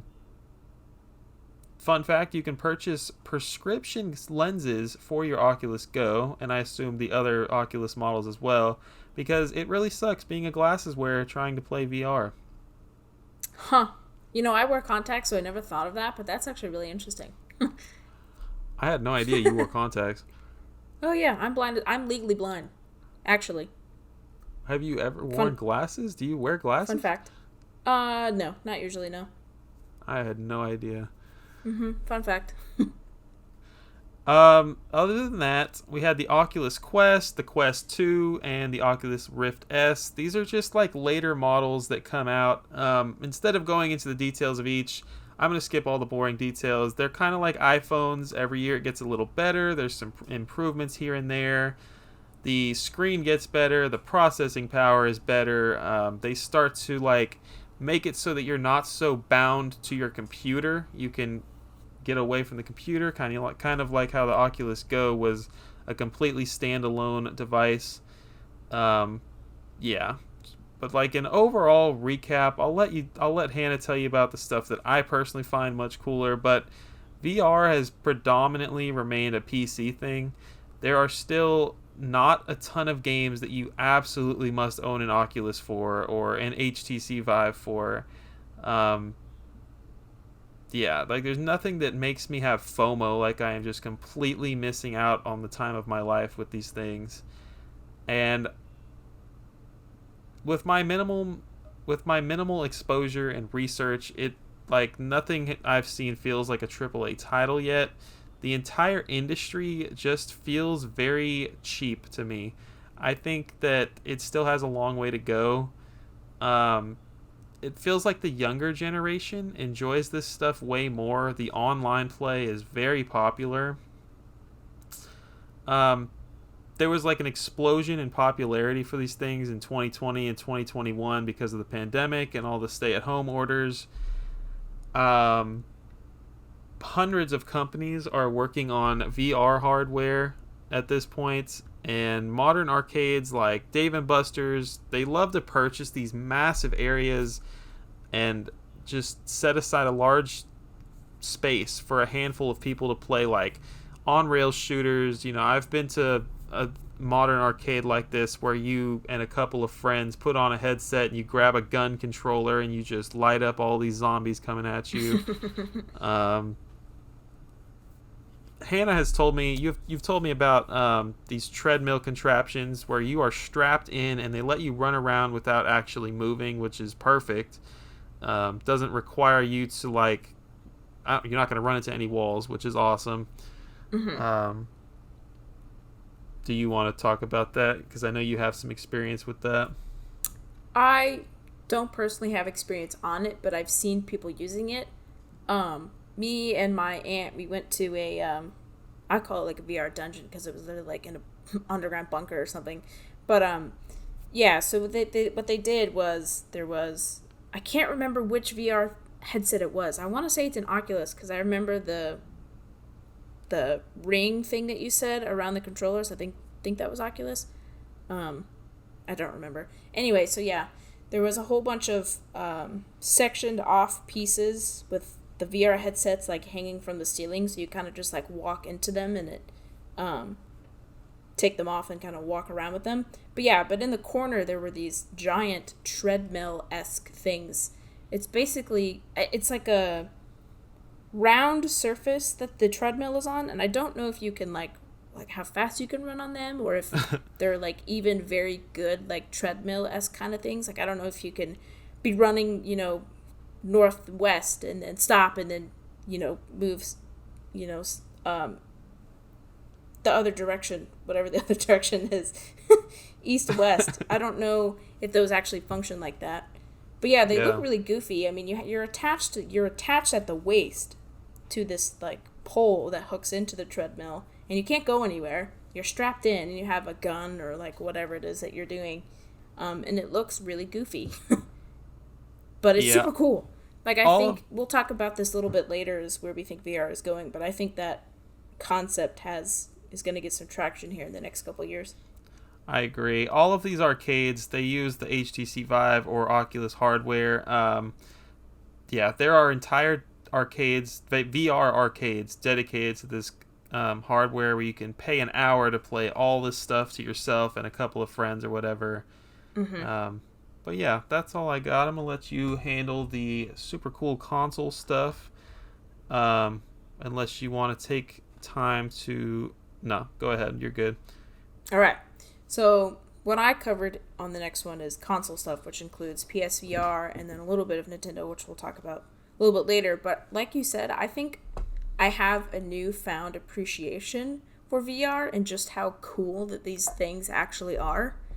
Because the only experience I've ever really had was before the VR dungeon that I went to was like just the cheapy old like $25 VR things where you download an app and put your phone in, and it was like, yeah, this is cool, but like, what do I do with it? This whole kind of thing, I don't have a PlayStation, so I couldn't do it anyway, but if I did want to get into VR, I think I would get the PSVR. I just think it's so neat, and plus Sony has a bunch of exclusive games that are actually games made specifically for VR. They're not just like ports over, but we'll talk about that later. So PSVR was codenamed Project Morpheus, which I thought was kind of cool. During development, it was released in October of 2016. It was fully functional with the PS4 and is also compatible with the PS5 via some kind of like special adapter that Sony gives you or whatever. But I don't think that there's any specific PS5 games made for it just yet, because they also announced that there's a PSVR 2 coming out. I don't know. Sony and their backwards compatibility and whatnot is just very confusing. They really need to streamline that. Yeah, they said that they are not going to be working. The Vr1 games will not work on VR2. Yeah. And I don't think PS5 games will work on PSVR 1. I think they're just going to transfer that over to 2. But I'm not sure if that's actually known yet. Anyway, Project Morpheus was first announced at the 2014 Game Developers Conference, which is GDC. And the president of the Sony Interactive Entertainment Worldwide Studios, wow, what a mouthful, stated that this project was the next innovation from PlayStation and that it would shape the future of games, which I think he was totally right. We're just not quite there yet. So the system launched on October 13th of 2016 for $399 in the US. But then I also saw that like a lot of the launch editions were $500, and it came with like a bundle, so it had the headset. It came with the PS4 camera, which is how it kind of tracked your movements, 2 motion controllers, and some demo games. So I don't know if you could get like just the headset itself without the controllers for $400, or like all the stuff packaged with it for $500. I'm not sure about that. Yeah, I don't know. But anyway, the interesting thing about PSVR though is you don't need a PC for it. It runs completely on the PlayStation 4, now the PlayStation 5. So you don't need a fancy PC. You don't need a $1,000 PC to run these like super high-tech things, which I thought was super impressive. Yeah, you just need a $500 console. Well, not anymore, but yeah. The VR is still very expensive, which I think is why a lot of people don't have it. So, this thing offered 360-degree vision, seamless field of vision, meaning you can turn around 360 degrees and see some sort of environment. It had custom OLED screens in smooth 120 frames per second. Had 3D audio, which lets you pinpoint the direction and the distance of sounds coming from around you in the game. I also had a built-in mic. Thing to note though, it's not wireless, and that was like one of people's biggest criticisms, is there was so many cables connecting to everything. There was a power cable that connected the headset to the VR module, which is like a smaller looking kind of, it was modeled after the PS4. It's like a small module thing that kind of acts as like the middleman where all your plugs go into. It connects your TV, your headset, and your PS4 all together, so it's kind of like the middleman. But there were so many cords. Like I was watching an unboxing video, there was like I think like 30 cords that came out of the box. It's incredible. Then the next thing are the motion move controllers, which honestly looks just like a cylindrical Wii remote with like a bulb on the end. I'm sure you've seen these. They're kind of funky looking. But yeah, they function essentially like what a Wii remote would do, but obviously you can move in 3 dimensions and up, backwards, or whatever. It's got buttons on the front and a trigger on the back. It's how you control some of the games, but it's noted that you don't have to. Some of the games you can just wear the headset and use the regular DualShock controller, which I didn't know. No, I had no idea. I thought you had to use those funky looking controls, but you don't, which is really cool.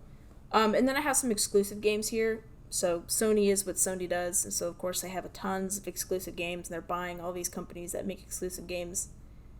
So some of them would be Astrobot Rescue Mission, which is, some people say that this game actually rivals Mario in the platforming genre itself. Oh, wow. Which I don't know if that's true. Then there's Wipeout, the Omega Collection, which is a super fast racing game. Resident Evil 7, Biohazard, Blood and Truth, which is a shooter. Dreams, which is the creation game. You can build whatever you want. Hitman 3, the James Bond, knockoff game. Iron Man VR, which looks super cool. Everyone knows Iron Man is. It's like the Avenger, and you go around fighting bad guys and stuff. I think that looks absolutely awesome. That's the one I want to play more than anything. Yep, agreed. That would be the one that I would get first. Then there's Firewall Zero Hour, another online shooter, Everyone's Golf VR. And so one thing that I guess never really stuck in my mind is that there's all sorts of genres in these VR games. There's platforming, sports, sims, simulations, puzzles, adventure, action adventure. I don't know. I just always assume VR with shooting or just bland exploration. But there's also puzzle games, Tetris I know has one. It's called Tetris Effect Connected or something, which is super cool. Very much like the 3D Tetris on the Virtual Boy. Obviously a lot better graphics. But, so the reviews of this device were actually really positive. Critics praised the design of the headset, its ease of use, and availability. They praised the system for being able to run through a PS4, something that millions of people at that time had already had. So it's a really easy entry, and it performed very well compared to all of its super powered PC counterparts. And like I said, people were complaining about the cords, but even now, none of them are cordless. I'm pretty sure all of them have a cord, but I think we're just getting less and less corded at this point, because I think a wireless VR headset would be way more expensive. Yeah, I think you're right.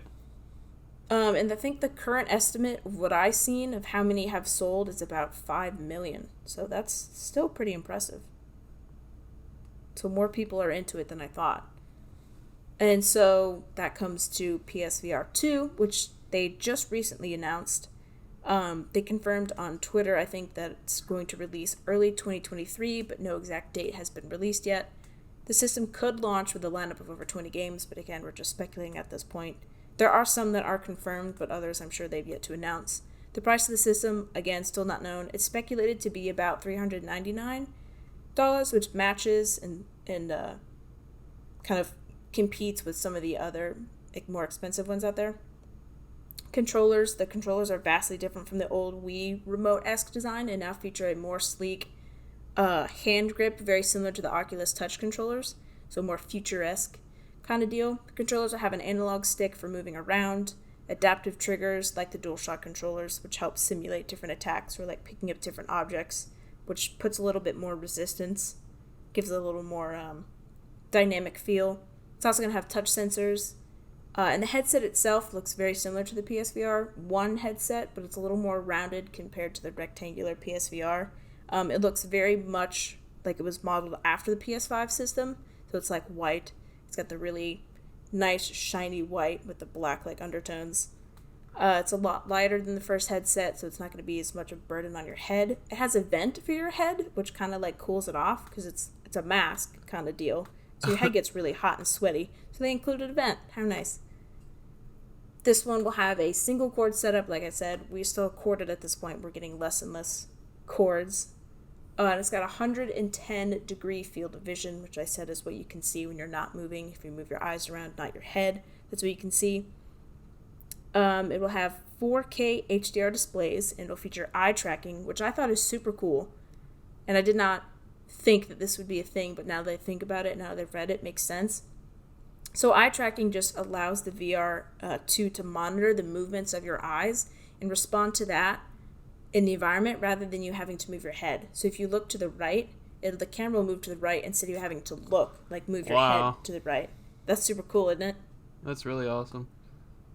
The headset feedback via a single monitor during gameplay, and it also have 3D audio, which I'm not really sure what that means. It just means that it's going to be like surround sound, like surround you kind of deal. But I don't know how audio can be 3D. I think that's a term that's very confusing.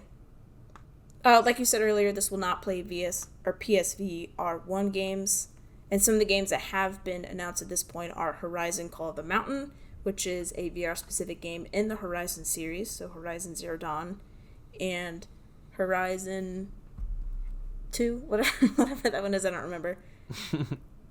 It'll be a story-driven campaign. There's also Star Wars, Tales from the Galaxy's Edge, which would be an action-adventure game, which there are a gajillion Star Wars VR games.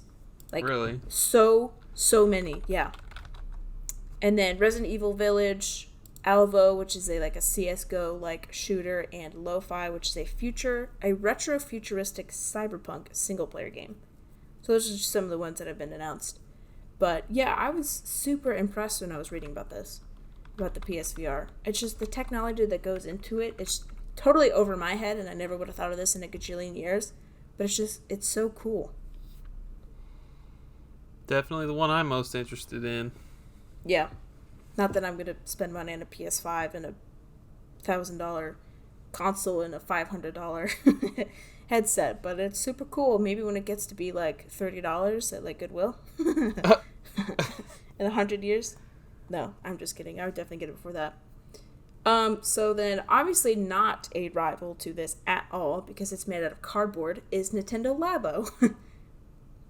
So I have basically just like a breakdown of all of these things, all the different sets and stuff, but then Nintendo actually came out with a virtual reality kit, like a starter kit, which I thought was a really interesting one to that. So Nintendo Labo is a toys to life concept. It's a combination of cardboard and string, rubber bands, and like other basic little components that once combined create like a new thing, like a robot or like a car or something that the Nintendo Switch can interact with. There are 4 different sets. Each set comes with a video game card that has the software and program that you need to actually interact with it with your Switch. And then it shows you like how to set up all the cardboard stuff, like step by step. So the first one that ever came out was the Nintendo Labo Variety Kit, which includes 2 remote-controlled cars that move based on the vibrations that you give the Joy-Cons. So it kind of just like buzzes around the table. A fishing rod, a toy piano, a motorbike with Joy-Cons inserted into the handlebars for steering, and a house, which you could like put objects in and manipulate to however you wanted to. Then the next set was a robot kit, which is just a mecha suit kind of deal that you wore on your back. And when you move your arms, it like moved in the game, which was super cool. The Toy-Con vehicle kit, which comes with materials to make 3 steering wheels, one for a car, a plane, and a submarine. And also some cutouts for a pedal and a stand for these things to sit on, or the console to sit on while you're using the pedal and the steering wheel and stuff. And then the VR kit comes with a pair of VR goggles that allows the player to view stereoscopic 3D images using the Switch console. So you just kind of put the Switch console in where you would with the phone, and then you take the Joy-Cons off, and you can use them in a blaster, a camera, a bird extension thing, an elephant head, and a pinwheel. So the blaster is super duper cool. So you have this headset held up to your face, right? You put your Switch console in the very back, like farthest away from your eyes, past the little goggles and the lenses. You take the Joy-Cons off, and then one of the Joy-Cons goes under this like cylindrical blaster that comes out of the goggles and is like as your trigger, and then the other one is up at the very top of the Switch, and you could use it for like a scope and stuff, which is super duper cool. And all these games, or all of these Labo kits come with the software specifically, like you can only use these softwares. Actually, you know what? That's not true. I lied. A lot of them you can only, like the piano and stuff, you can really only use with the software that you're given. But what's unique about the VR stuff is that they also have other games that are supported with it. So you could use the VR goggles for Super Smash Bros. Ultimate, Zelda Breath of the Wild, and Super Mario Odyssey via free updates that came out later. So you can see Zelda Breath of the Wild in VR, but it's not like really made for VR. You're just kind of looking at it VR. It just kind of looks 3D. Does that make sense? Yeah, I forgot about that actually. So that was super cool. That would be the only reason why I would get it. But I looked on Amazon and it's really expensive. It's like $200, $300 for the kit. But yeah. And then the next thing I have here is, we already kind of talked about it a little bit, but Mario Kart Live Home Circuit. It's mixed reality. It's got a combination of augmented reality and virtual reality. So Nintendo has kind of dipped its toes in the water a little bit, but it's also, I mean, Nintendo's known for their motion controls and their like peripherals and stuff that interact with like the real world. So even though it might not be virtual reality-esque, they've kind of always done the augmented reality or like the mixed reality things. I think they're one of the only companies that has done that.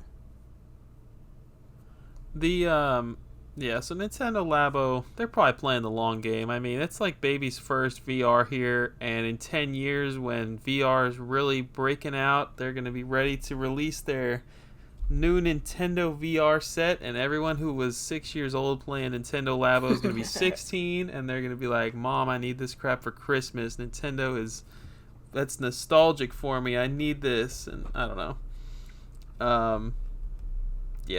It's definitely... PS4 VR is definitely leagues and bounds further than any of the other gaming companies, excluding the ones I talked about for PC. But like console-wise, PS4 is out. PSVR 1 and 2 are way ahead out there. Xbox isn't doing anything. Yeah, I was about to say, Xbox isn't even in the race. What are you talking about? Nintendo is just in the infant stages, but yeah. Good coverage there, homie. Thank you. I've never played Nintendo Labo. I've never played PSVR. Definitely, if I were to choose one of any of the headsets out there right now, it would definitely be the PlayStation VR. Pretty cool games out there. You mentioned Wipeout, and I was like, man, I had no idea that was out there, but like a super fast-paced, like being fully immersed in a fast-paced racing game like that sounds awesome. Sounds like motion sickness galore. What are we doing next, Hannah? What's up? So the next thing that I have is like popular games or games that are synonymous with freaking VR. So I have some games that are specifically made for VR systems, which there's definitely a distinction. So there's games that are made specifically with VR consoles and systems and headsets in mind. And then there's VR remakes of games that came out on other consoles and then were transferred over to VR systems. Gotcha. Which I think is an interesting distinction. So a few of the games, the VR remakes are series that made like their first jump, like the next iteration of their game into VR. We got No Man's Sky, Minecraft, which sounds like a nightmare, Skyrim, Resident Evil 7, Fallout 4, Borderlands 2, Hellblade, and Subnautica, Dead Effect 2, Lucky's Tale, the platformer, Tetris Effect, which I mentioned earlier, Among Us is in VR, and then, as aforementioned, Wipeout. And Resident Evil 4 I would throw in that list, unless you Resident said Evil it. 4? I did not. But yeah. Those are interesting. If Nintendo were to ever put any Zelda games or Xenoblade Chronicles games into VR, I would buy that tomorrow. Because that sounds awesome. And then, so the other games that are specifically made for VR systems, I called like true VR games. Those would be like your Beat Saber, your Half-Life Alyx, your Star Wars Squadrons, your Moss, which is the cute little action game with the little mouse that everyone says you need to play. Super Hot, I think, is one. Or is it Red Hot? Super Hot. Super Hot. Those are, like, for me, when I think VR, I think Beat Saber, or, like, the Star Wars game that I played, or, like, any of those ones that you can find on, like, all systems. I immediately think of Super Hot as well. I think that one is on everything, and I think that it's actually pretty good. I've heard great things about it. I would like to try that one day. That one looks fun. I would definitely try... Well, I did try Beat Saber. Beat Saber is amazing. It is fantastic. I also tried... I don't know which Star Wars game I tried, because there was so many to choose from, but it was super cool just to swing like a lightsaber around. That was super fun. Star Wars seems like it should be in VR. I mean, they kind of did that with the Kinect, didn't they? The Xbox Kinect or whatever. They had a bunch of Star Wars games, and you could... like wave your hands around in front of the camera, whatnot. I don't know. Isn't that You're a thing? probably right. Yeah. But anyway, we've been trying to do that for like the last 20 years, so I think we're just now breaking into like true VR. You know what I'm saying? Definitely.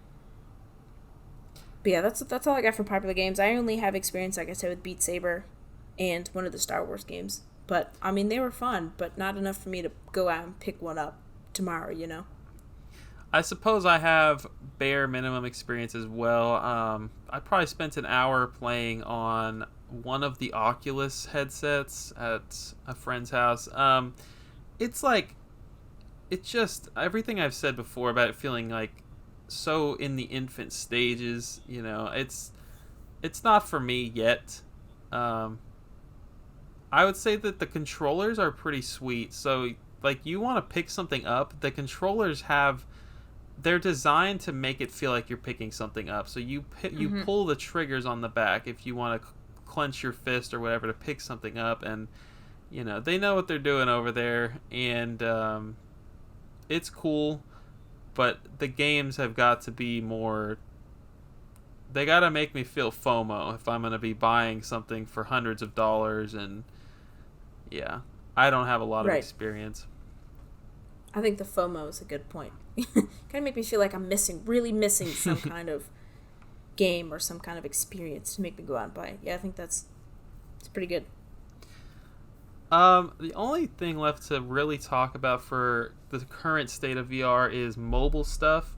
With the emergence of like all of these headsets in 2014 through now, like it got really over the top popular, and with that, you have to have people that can't afford to spend $1,000 on a PC and a headset, and so if you want to still experience it, what are you going to do? You're going to go to Five Below and get yourself something really garbagey that makes you think that you are engulfed in your phone, right? So like they have these mobile, like stick your iPhone in here display headsets for like $15. I'm sure you can get them any day of the week on Amazon or whatever, but I don't have to Google it to know that they are trash. Like, I'm sure that they do not work very well. I'm sure they give you immense headaches, and I don't know are there games out there? I should have looked into it. Are there mobile games that you can play with them?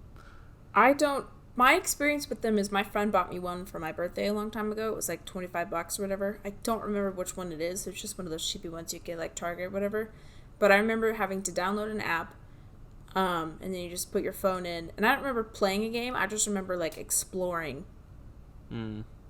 like some environment, like looking around it and seeing things like run past me or whatever. But I don't remember ever specifically playing anything. I mean, I guess that makes sense because there's no controller. Yeah, you'd have to have a controller if you wanted to play with that.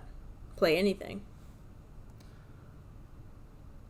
Yeah, but some examples, I guess, some really cheap examples you can get on Amazon right now. Google Cardboard, which is literally just like Nintendo Labo, but it's made by Google. There's the Google Daydream View, Samsung Gear VR, and then there's BNEXT or BNext VR headset. Cheap alternatives. Don't expect to play some freaking Beat Saber or some Among Us or whatever on there. Well, actually, you might be able to play some Among Us, but not some like Subnautica or like Resident Evil 7 or Skyrim or Minecraft on those. Cool. Let's get into the future of VR. Where are we headed? What's going on? I want to talk about Oculus for a second. So a lot of people know that Facebook for like I've mentioned, Facebook for the last 8 years has been all in on VR, and like I said, feels like nothing's really happening with VR at the moment. Feels like it's in a very stagnant state, the infant stages. After 3 decades, it just feels like we should be further than we are, and it feels like it should be. It hasn't caught on. That's what it is. And there is an absurd amount of money invested in this hardware. I think it's only a matter of time until it finally kicks off. And speaking of money, 2021, Oculus rebranded as Meta, and the Zuckerberg squad announced it was going to go all in with this Meta thing, calling it the Metaverse. I think this was just announced last year, and so they said they were going to be investing $10 billion into this in the upcoming year. So, like, the money going into this is just nonstop for Facebook specifically. I mean, it's they must be. I feel like they're putting all their eggs in one basket with this, and I'm sure it'll pay off, but I haven't seen it yet. But the metaverse is the big thing is probably going to be the social platform that makes us all fat people in WALL-E, where we can hang out with our friends in a virtual reality world without ever leaving our home. It's advertised as that, exactly what I just said, and you get this avatar and you can be with your friends without actually being there. Thoughts on metaverse, Hannah? Yeah, one of my favorite podcasts they've been doing this segment where they just like clown on all the metaverse people. And okay, first of all, the metaverse does not look good at all. Like, you think this next generation thing is going to be super amazing graphics. It's like freaking cartoons and like vibrant colors, and it doesn't even look, your avatar doesn't even look good. But yeah, basically there's just a whole bunch of worlds and you can just kind of go in and mess with people. Right now, people are just using it for, like, a meme. I don't think people are really actually enjoying it. They're just kind of going in there to, one, see what it is and do some stupid shit. Oh, it exists already? Oh, yeah. People are using it all the time. Wow. Yeah, so you can, literally anything, pretty much anything flies. You can curse, you can, do whatever. You can make these, there's, like, a memorial for the queen, and you can just go over there and be like, F the queen, F this, do that, and it's like that just flies. It's so strange, this time that we're living in. I think you're right that these investments will eventually pay off, but right now it looks like shiz, and everyone in there is just making fun of it. That's funny. I don't know what the plan is, but I didn't even know it was out yet, so that's funny. Oh yeah.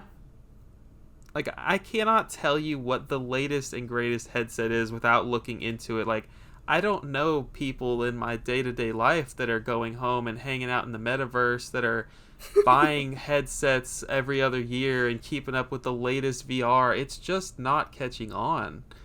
I don't know what's going to be that thing. I think it's going to have to be a video game company. I don't think it's going to be Facebook that really makes it kick off. Yeah, I actually have this written down and where I think it's going. So I was reading an article a couple articles about it and watching a few videos, and people are saying that, and I think this is absolutely true, is the future of VR is to make VR remakes of like older games. Like things like Skyrim are really super popular games. Like even like GTA 5 or something that would just bring a whole massive amount of people that want to experience their favorite games over again, you know, in a new found light. Like if they brought Zelda Breath of the Wild over, I'd buy it tomorrow. Because I love that game, and I would love to experience that game in a different way for the first time.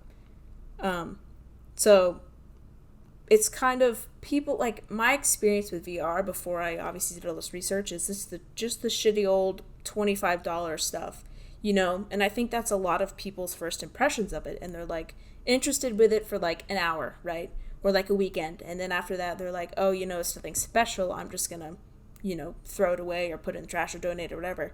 That's their first experience, and that's their impressions of it. So they never really adopted like a $500 one. They're like, why would I pay $500 for this experience that I can get for $25 on a weekend? You know what I'm saying? Mm-hmm. And because those were so popular, that's millions and millions and millions of people's impressions of it. And well, VR right now is still pretty expensive. So that could totally be it. People just don't want to spend like $1,000 on a system with VR. So I totally get that. But I think they're right about making more VR experiences from older games. I think that would draw in me or draw in our crowd, our generation. Like obviously the younger generation have no problem. Like you said, it's super popular among them. But you need the older generation to kind of come in and help like bolster all these sales and stuff. I think that's totally true. And I think that makes sense to me. Definitely the remakes part. People are living for remakes and remasters, and that's a good point about Breath of the Wild for sure. Yeah. And then some other stuff about the future I have drawn from like pop culture stuff. So I'm sure you've seen the movie or at least heard of it, Ready Player One by Ernest Cline. So I read the book. I don't remember that much about the movie, but I remember more about the book. So anyway, it's described in the book as like being a full body suit. So like from the neck down all the way to the fingers, all the way to the toes. And it can track things like your body temperature, your heart rate, like where you're sweating, you're breathing, all of those kind of like bodily functions that react when you play a game, like sweaty palms or whatever. When you're playing a game, you can actually track that. And also, of course, there's all sorts of sensors in the suit that kind of simulate action with the game on your physical body. So if you get punched or like kicked in a fighting game, like you can feel it punch or kick on that spot on your body. Or like in a less violent way, like if someone like holds your hand or like gives you a hug, like you can feel it on your actual body. So this kind of thing does exist in a way, but like the person, like we said, like the treadmill, they have like the whole floor of like their like little apartment is a treadmill, and it moves fully in 3 dimensions, like probably better than the geeky one that you're strapped into. You can actually move around and walk like you're on a treadmill. So obviously it can, when you run, it, picks up the pace and runs with you. If you stop, it stops, which really simulates, the direction that you're moving and how fast you're moving or whatever in the game. It matches your pace.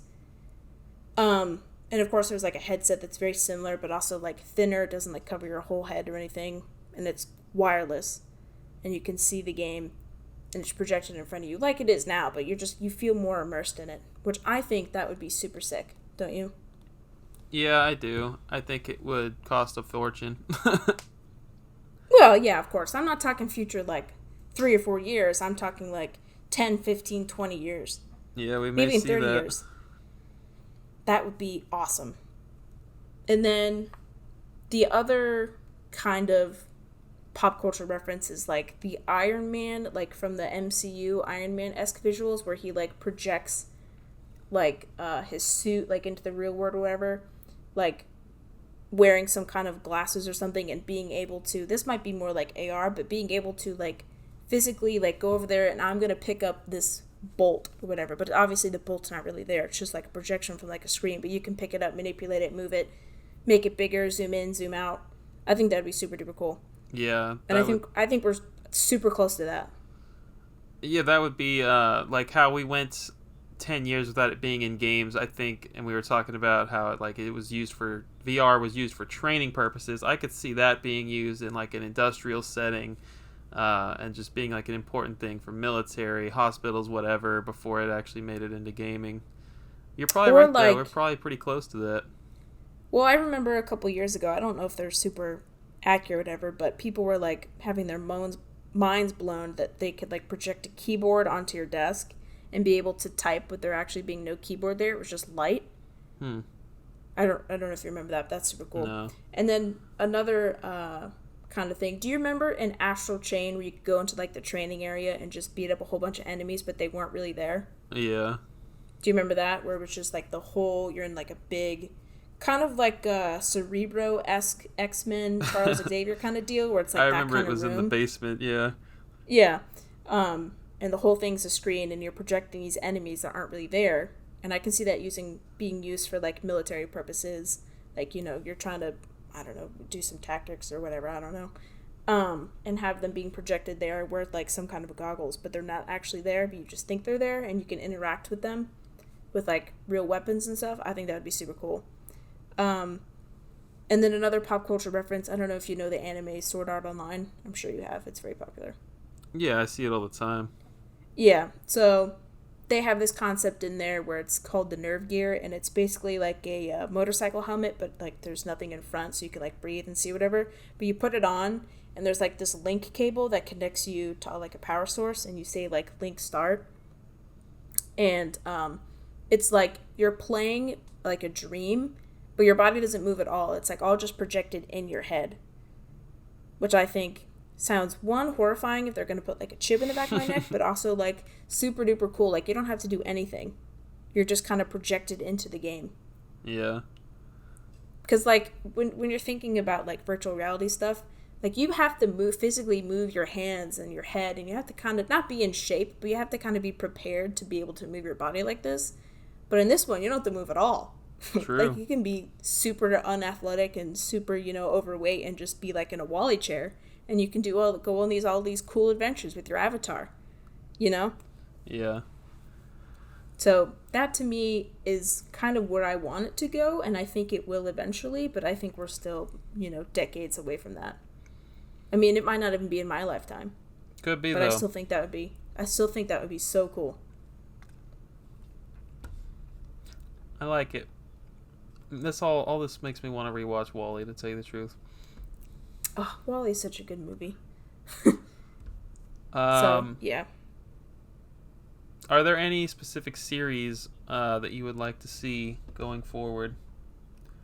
I would like very, very much to be in like an MMORPG, one that you have like you're wielding your staff, or you're wielding your swords, or you're wielding, a shield and stuff, and it actually like move your body to like kind of simulate that. I mean, Nintendo's kind of touched on that with like the Skyward Sword, where you swing your sword around or whatever, and you had like the nunchuck, just kind of close. I want that, but like a super, super immersive feeling. Like I want to feel like I'm actually, beating up the enemies, not just clicking a button and having my character move. You know what I'm saying? Like any experience like that, and being able to see and play with my friends or whatever in that real world, I think that would just be incredible, and I would do that tomorrow. It sounds awesome. But of course, Breath of the Wild, anything Zelda, Xenoblade Chronicles, not so much Mario. Maybe Mario, I don't know. That one might be fun, but I feel like if you had to jump, like platforms and stuff, that one might be a little exhausting. But, yeah. Anything kind of like sword wielding or like magic, I think that would be so much fun. I could definitely see it being fun. I just need to see it and experience it and have the FOMO, and like we were talking about, because I just don't know that VR is for me at this point. But everything you're saying sounds like a blast, and I could totally see it being a blast. Can I see myself lighting up squids in VR Splatoon? Absolutely. but it definitely won't be with yeah. Nintendo Labo. I guarantee you that. Well, no. Well, not in the next 5 years. But yeah.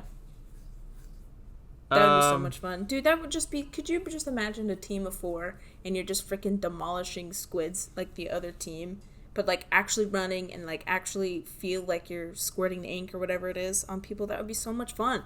That'd be awesome. I can't explain it, fun. but PC gaming has just never done it for me, and I think that's probably got a lot to do with my feelings towards VR. And I think if it's going to draw me in, it's going to have to be on console. And it's probably going to be Nintendo. I've been saying that for the whole podcast, the whole 30 episodes when we bring up VR. It's probably going to have to be a Nintendo that does it for me. Yep. Agreed. They have the only really IPs that I actually care about. I don't find myself wishing I could stand up and be engulfed in a dungeon of The Legend of Zelda, swinging my Oculus Touch around to kill enemies, but you make it sound fun. No, I'm not going to lie. I think it would be a blast. Something that personally I think would be awesome, especially after you mentioned Wipeout, is like F-Zero. If done right and it didn't give me motion sickness, that could be a freaking awesome game in VR. If I could like look down and see the cockpit that I'm sitting in and like freaking push forward on the acceleration, like that sounds awesome. If I could play Forza on the couch and like actually feel like I'm in a race car, same thing with the cockpit, like that would just fully immerse me in a racing game. I think I would absolutely love that. Even Mario Kart, let me throw a banana at somebody behind me. Ooh, that would be fun. Because me throwing it would be way more accurate than me trying to line it up with like the analog stick. That would be awesome. I'm sure there are good FPS games. Like that Half-Life Alyx game is probably great just because it is by Steam and by Valve and all of this. And it's a beloved series. Like I bet that's a great game. I'm sure Resident Evil 4 plays great. Any Resident Evil. But yeah, I guess if I were to say an FPS that I would personally love to see, it would probably be Halo. If I could be engulfed in that world, that would make me happy for sure. Maybe there's an arcade Halo out there. I'm sure I'm sure there's an arcade Halo knockoff.